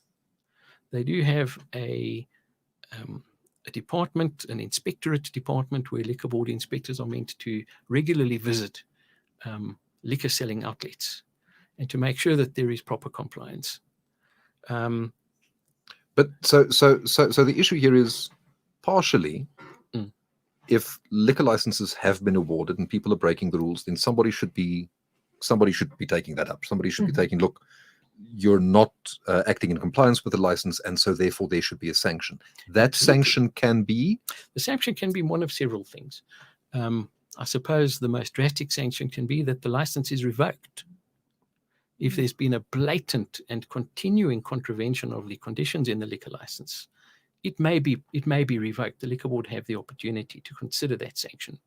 It may be suspended pending further inspections or further investigations. Fines may be imposed. Unfortunately, and I speak under correction, but for Melville in the last 10 years, I'm unaware of any liquor licenses ever being suspended or withdrawn. Right. So that's the position with people who have existing licenses who may not be following the rules. Yes. But then there's a separate position where people are applying for new liquor licenses.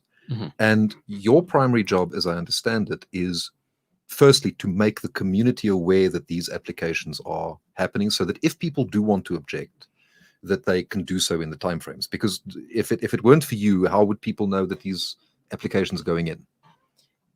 Yeah, They wouldn't.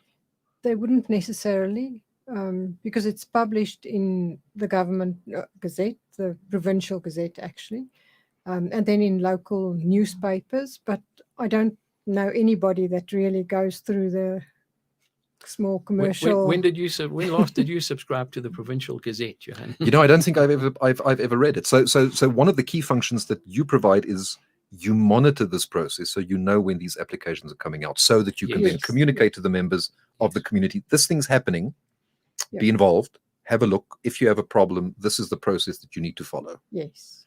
And we've got a volunteer that monitors the provincial gazettes, and then make us aware of it. And the advertisement that's placed is only to state the intention of application. So then we must establish from the Liquor Board whether it has in fact been submitted, an application. And then you ask for the application so that you can see it. Yes, then you pay a fee to obtain a copy of the application so that you can get the detail. And then what should people be looking at? So we have four applications currently in process, of which one you've confirmed has been submitted, and the other 3 nobody's been able to find so far. Yes. Yeah. What do you look at, and what should community members be looking at in these applications?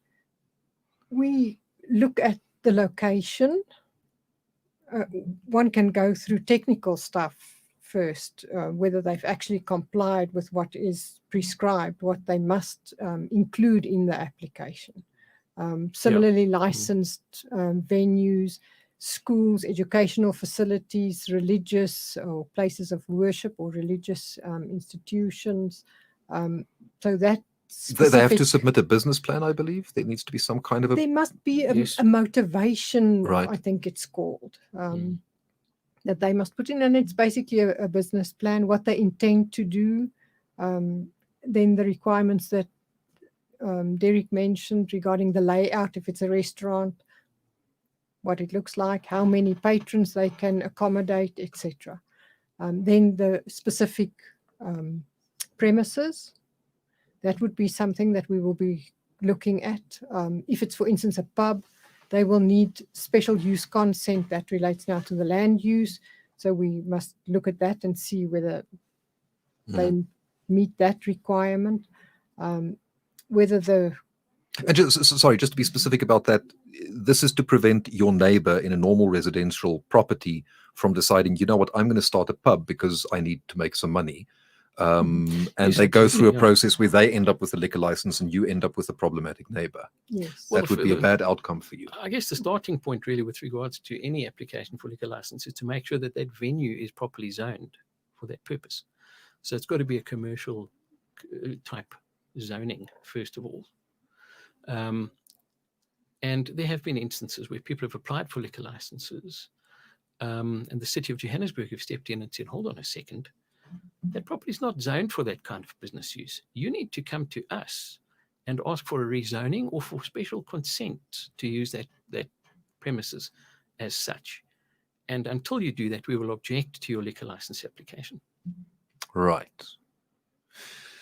So where do residents find guidance in terms of what to look at in these applications? Or is that something that you guys would do initially to say it ticks all the boxes in terms of being technically compliant, but we have some issues with the environmental impact or the social impact that you might say, or you may say, look, this thing just doesn't comply. You haven't filled in all of the forms, you haven't provided all of the information, etc. Yeah. What's the role of being a fit and proper person? I don't know if that's the actual test. I suspect that that's a stronger legal test than applies here, but Yeah. your previous history with similar establishments. Well, the starting point might be that if any individual applies for a liquor license, or if the directors or members of a business entity has a criminal record, they're disqualified.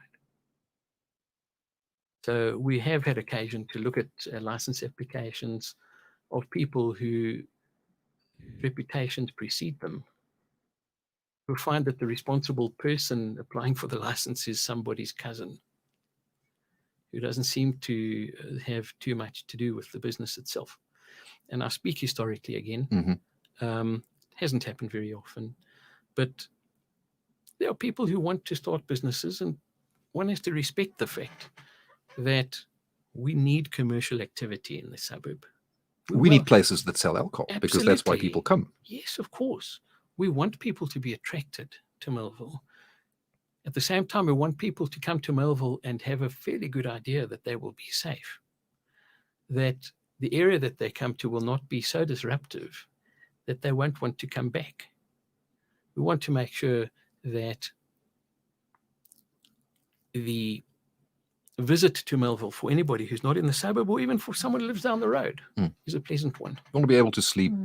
And that the reputation of the suburb remains good. You know, you've got terrible stories that make it to the media from time to time regarding incidents that have occurred, for instance, that really hurts us. It really hurts us. And what we try to do is to project an image to anyone who's interested in the suburb that we are actively involved in making sure that the suburb remains an attractive place to come and live and to come and enjoy yourself on a social level. So NIMBYism is a problem, right? NIMBYism, not in my backyardism, is a problem in any kind of a community where, you know, it's fine if it happens, but I don't want it to happen close to me. So yes, we want liquor licenses, but I really don't want an establishment next door. And at the same time, people who own properties and people who want to run businesses and properties also have an interest, a valid interest in obtaining licenses and in running businesses. So if I'm a member of the community and I'm looking at these applications and I'm looking at the messages that you send out to say, look, this application is in process and this is what it's about. Is there an objective standard that I can call on? Is there a thing that I can then look at this license and say, this is, in sense, good for everyone everywhere? Or does it come down to, I have an objection? I wouldn't have an objection if it was 5 blocks away, but I have an objection because it's right next door, and so therefore I have a problem. Yeah. Is there a golden standard? Well, objections ought to be individual concerns raised in the objections, and they're all different, as you quite rightly put it. Some people might say, I live right next door to that place which is applying for a liquor license. It's different for somebody who may be investing in property or somebody who runs a business close by. So you have an individual sort of locality-based objection sometimes, and there you have individual objectors coming forward and saying, I have a problem with this. I'd like the liquor board to be careful about granting a license. It's going to destroy the value of my property, or it's going to do this, it's going to do that. And I must mention that the liquor board, just as well as the Municipal Planning Tribunal for rezoning,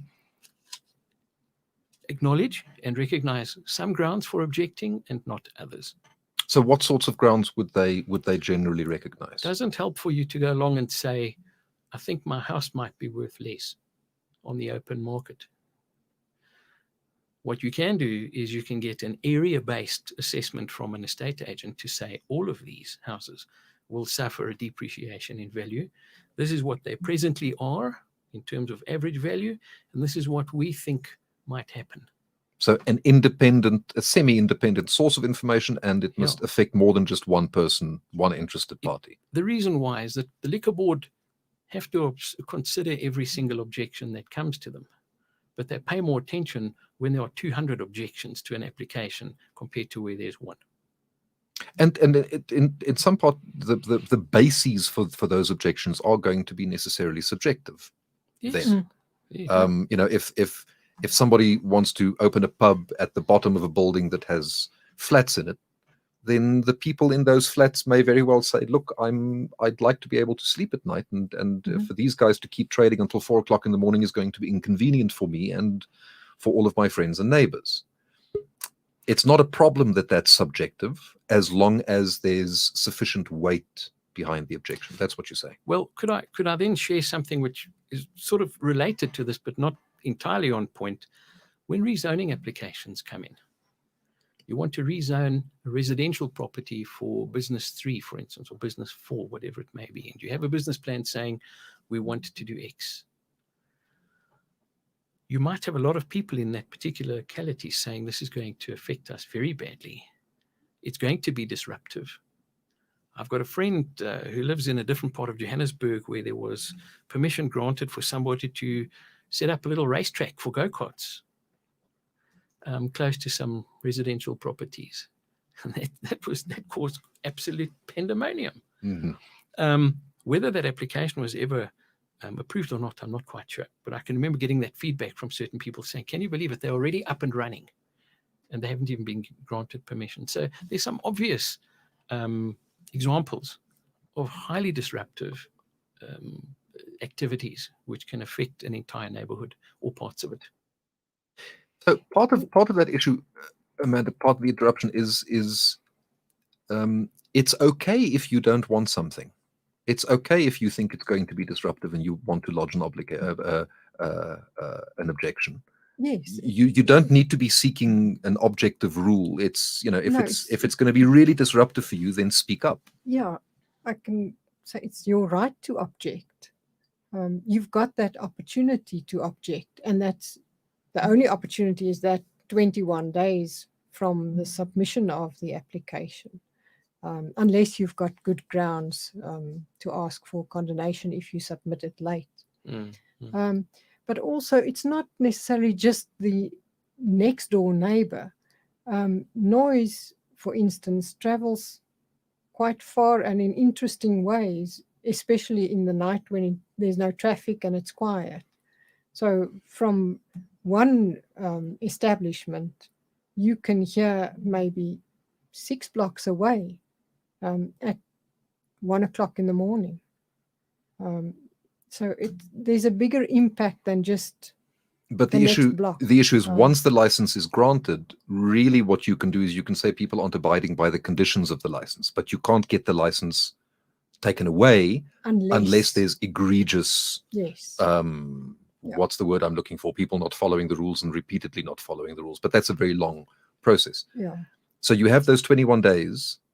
And if you don't know that the thing's been lodged, then the 21 days will pass and your opportunity will pass and the go-kart track will open right next to your house. And that's right. Then you're living in a new reality. Yes. Yep. So there was a comment a second ago, Tato, and I missed it. If you can just bring that back up. There we go. Terry Turner says, a point to consider, as Amanda mentioned, is that council consent is required for a pub license, but not for a restaurant. So people apply for restaurant licenses when in fact they intend to run bars and I think to your earlier point, nightclubs. Yeah. So Yes. you sort of, get the wedge in, and then when nobody's looking, you do as you please, and meanwhile you have rapidly growing neighbors. Well, you could go anywhere in Johannesburg and look at a place which has a reputation for being a disruptive business in terms of a restaurant or a club, whatever they're doing at that particular premises. Go and look at the original liquor application, which may have been lodged 15 or 20 years ago by someone completely different, probably, with the best intentions in the world. And it's been transferred and inherited by successive people and may land up in a position where they do what they please. And so I'm not telling you that that's what happens. It's what can happen and what has happened from time to time. Well, I mean, let's be honest, most people have good and evil in them, and some people are almost saints, but then there are also some pretty dodgy people around. Of course. And they're going to, if you give them an opportunity and you don't enforce the rules, they're going to take advantage. Yes. Irrespective of the consequence for their neighbors. So Yes. Somebody once said, laws aren't written for the good people, they're written for the bad. I forget who that was. Well, there's some interest. I mean, I think Voltaire said that, French philosopher from the 18th century, said that and sometimes what he says rings true, sometimes people might not agree with it. But he says the law is like a big spider's web through which all the big flies pass and the little ones get caught. Mm-hmm. Right.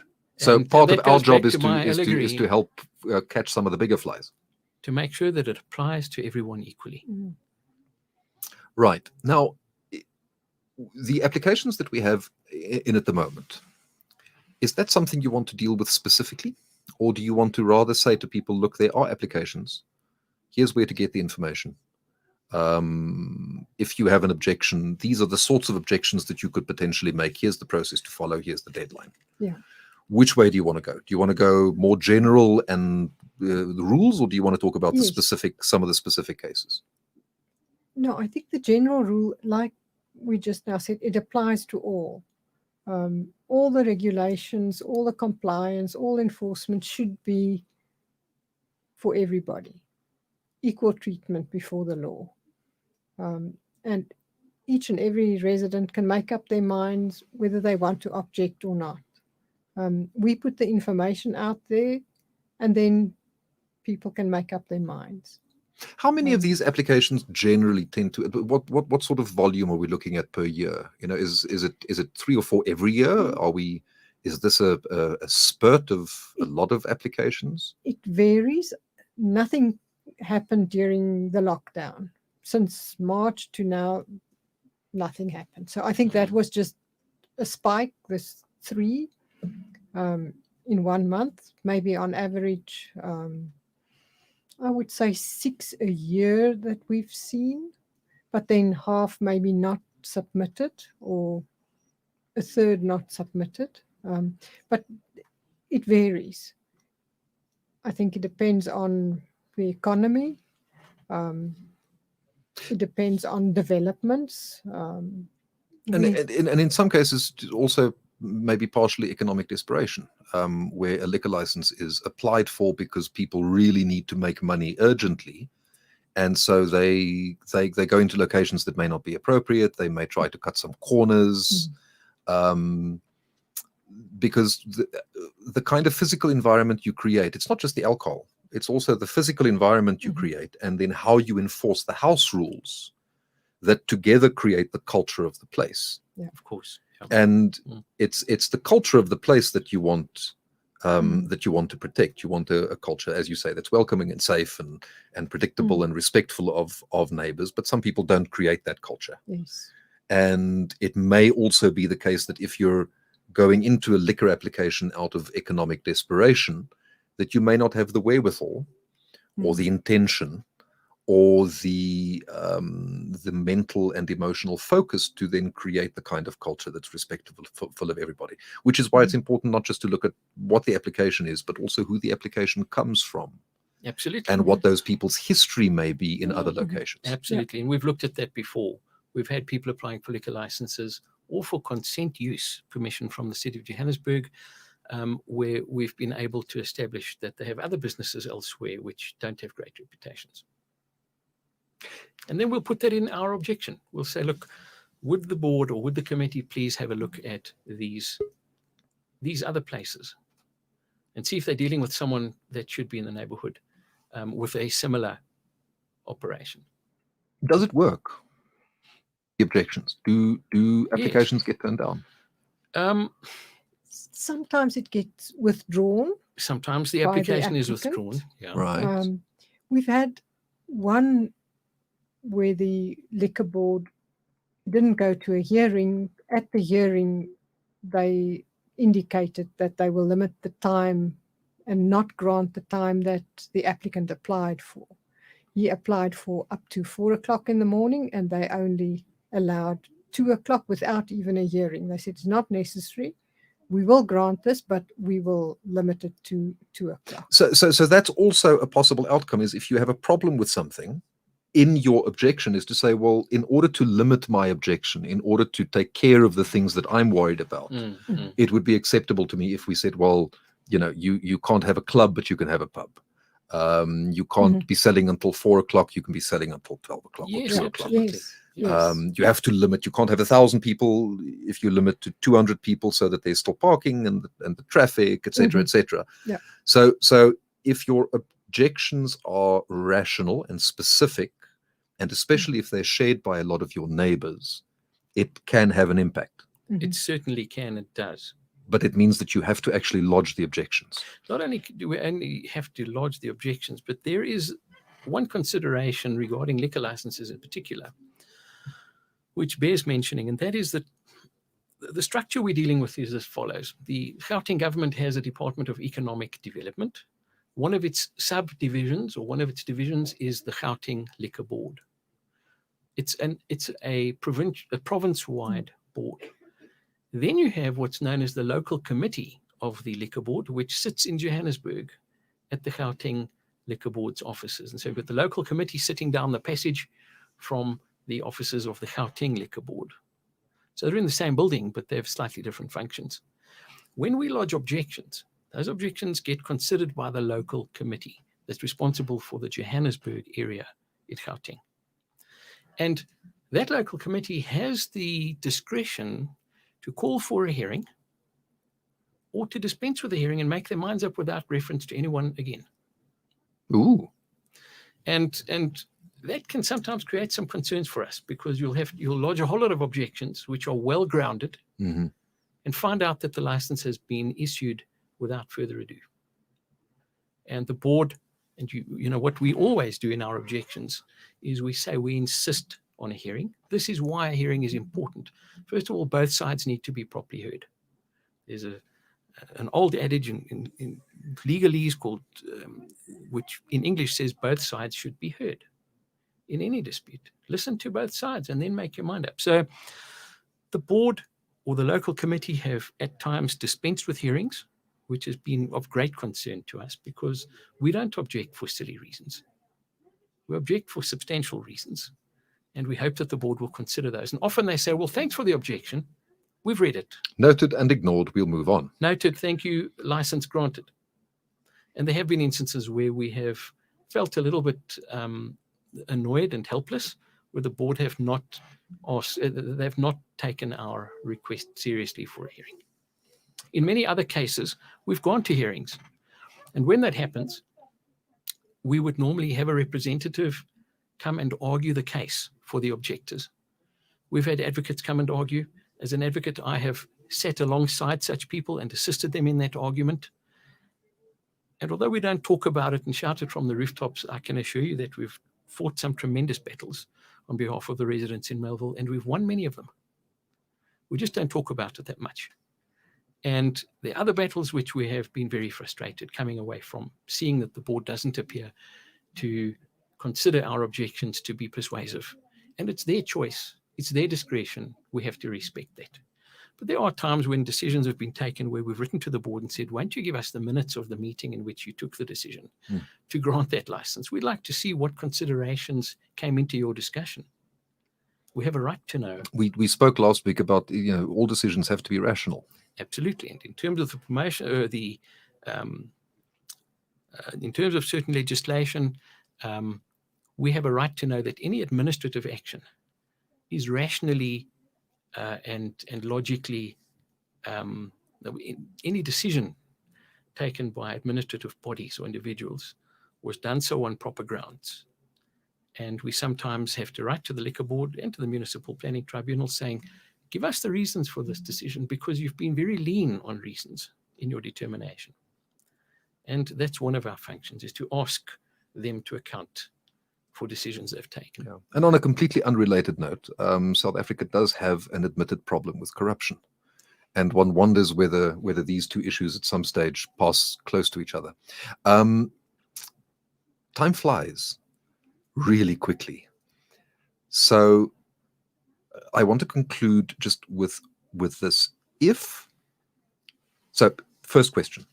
If I have a problem with an establishment near me, and I think that this establishment is acting inappropriately, and I want to go and see what were the conditions that were attached to the original license, that's something that I can ask for the M.R.A's help in doing, right? So first step would be, if you're bugging me, let's just see if you're actually following the rules, and if you're not following the rules, that gives me a basis to proceed.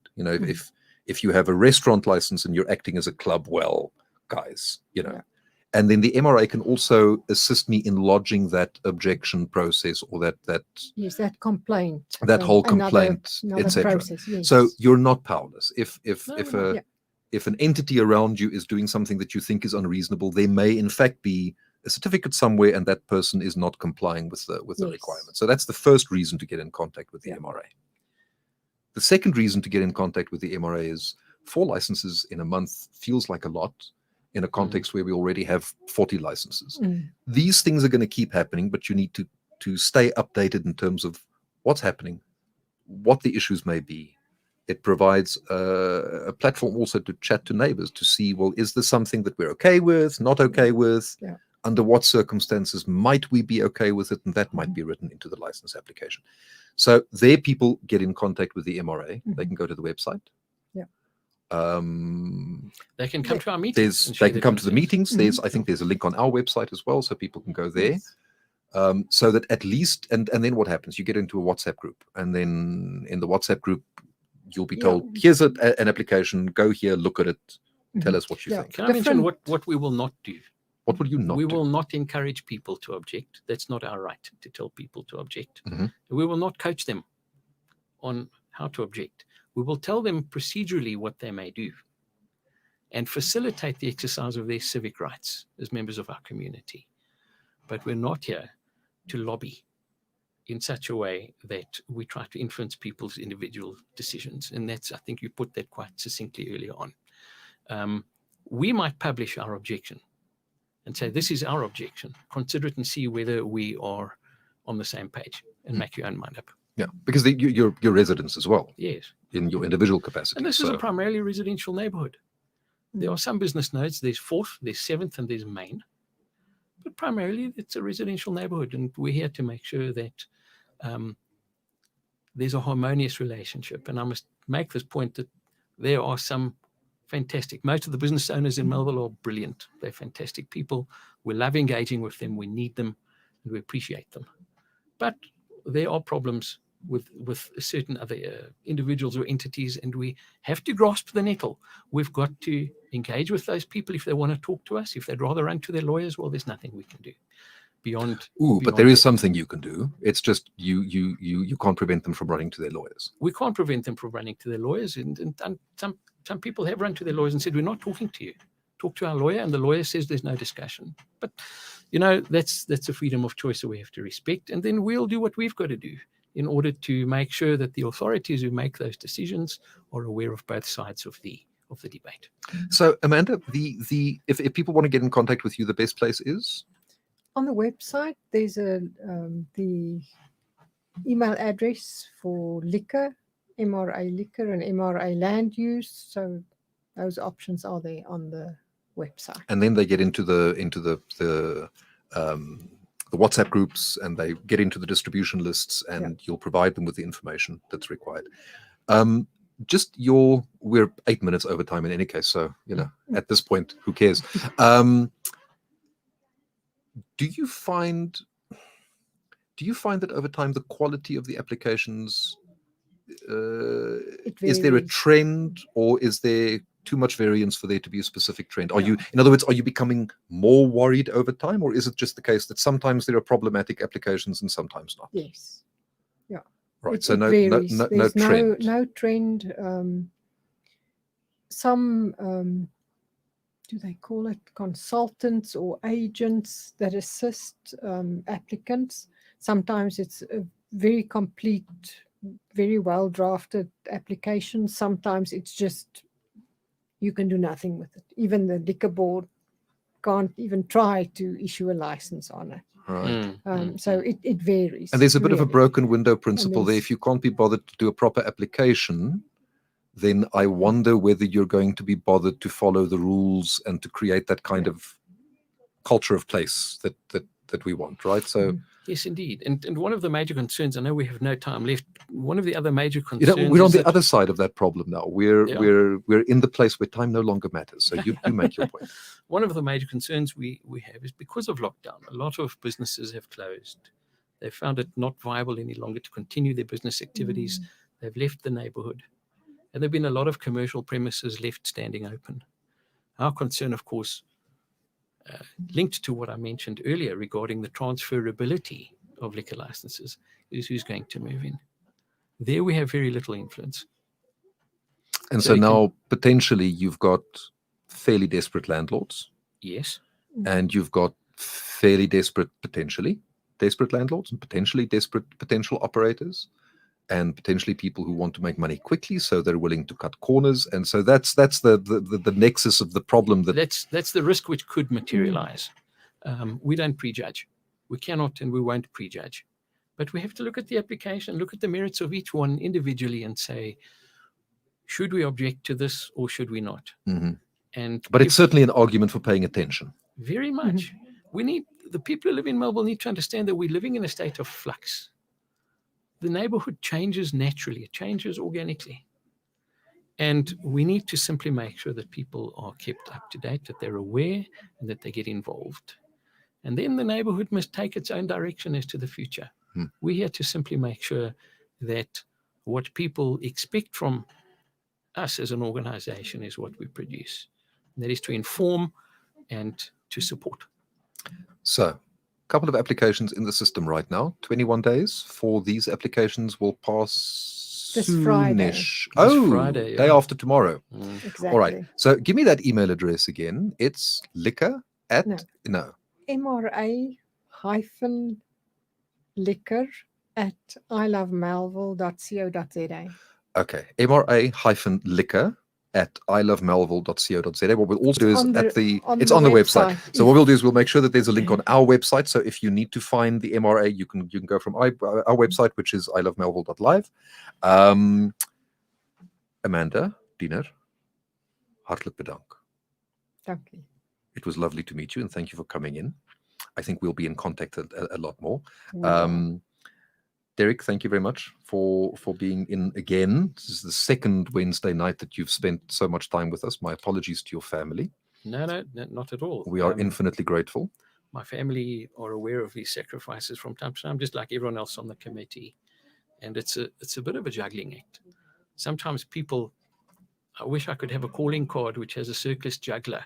Right. With about 10 of these things up in the air at the same time. But the benefit of this is they're listening to you at home right now. They're not watching Netflix. They're not entertaining themselves in any other way. They've been listening to you this entire time, amazed at your fame. One can check, of course, and say, "What do you think of my comment on the the circus elephant?" And see what Listen, they say. listen really carefully. There will be a test afterwards. All right, my apologies. We've gone 13 whole minutes over time.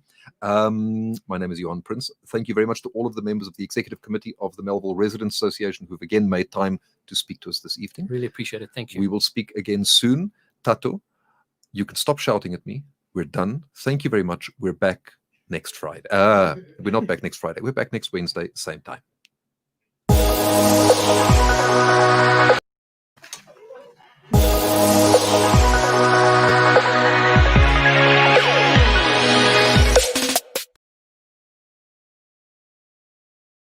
Black Friday is here, and the coolest suburb in the world is cashing in. Join us on the 27th of November on ilovemelville.live as we give you special deals from our local businesses from 7th Street to 27th Boxes. A full day's fun, live production filled with excitement and special deals. We're going to be playing pick a box. Yes, pick any of these boxes. And you guys will win yourselves fantastic prizes. You don't want to miss out on these deals that we got. Subscribe to our YouTube channel. Let's have fun right here on ilovemelville.live.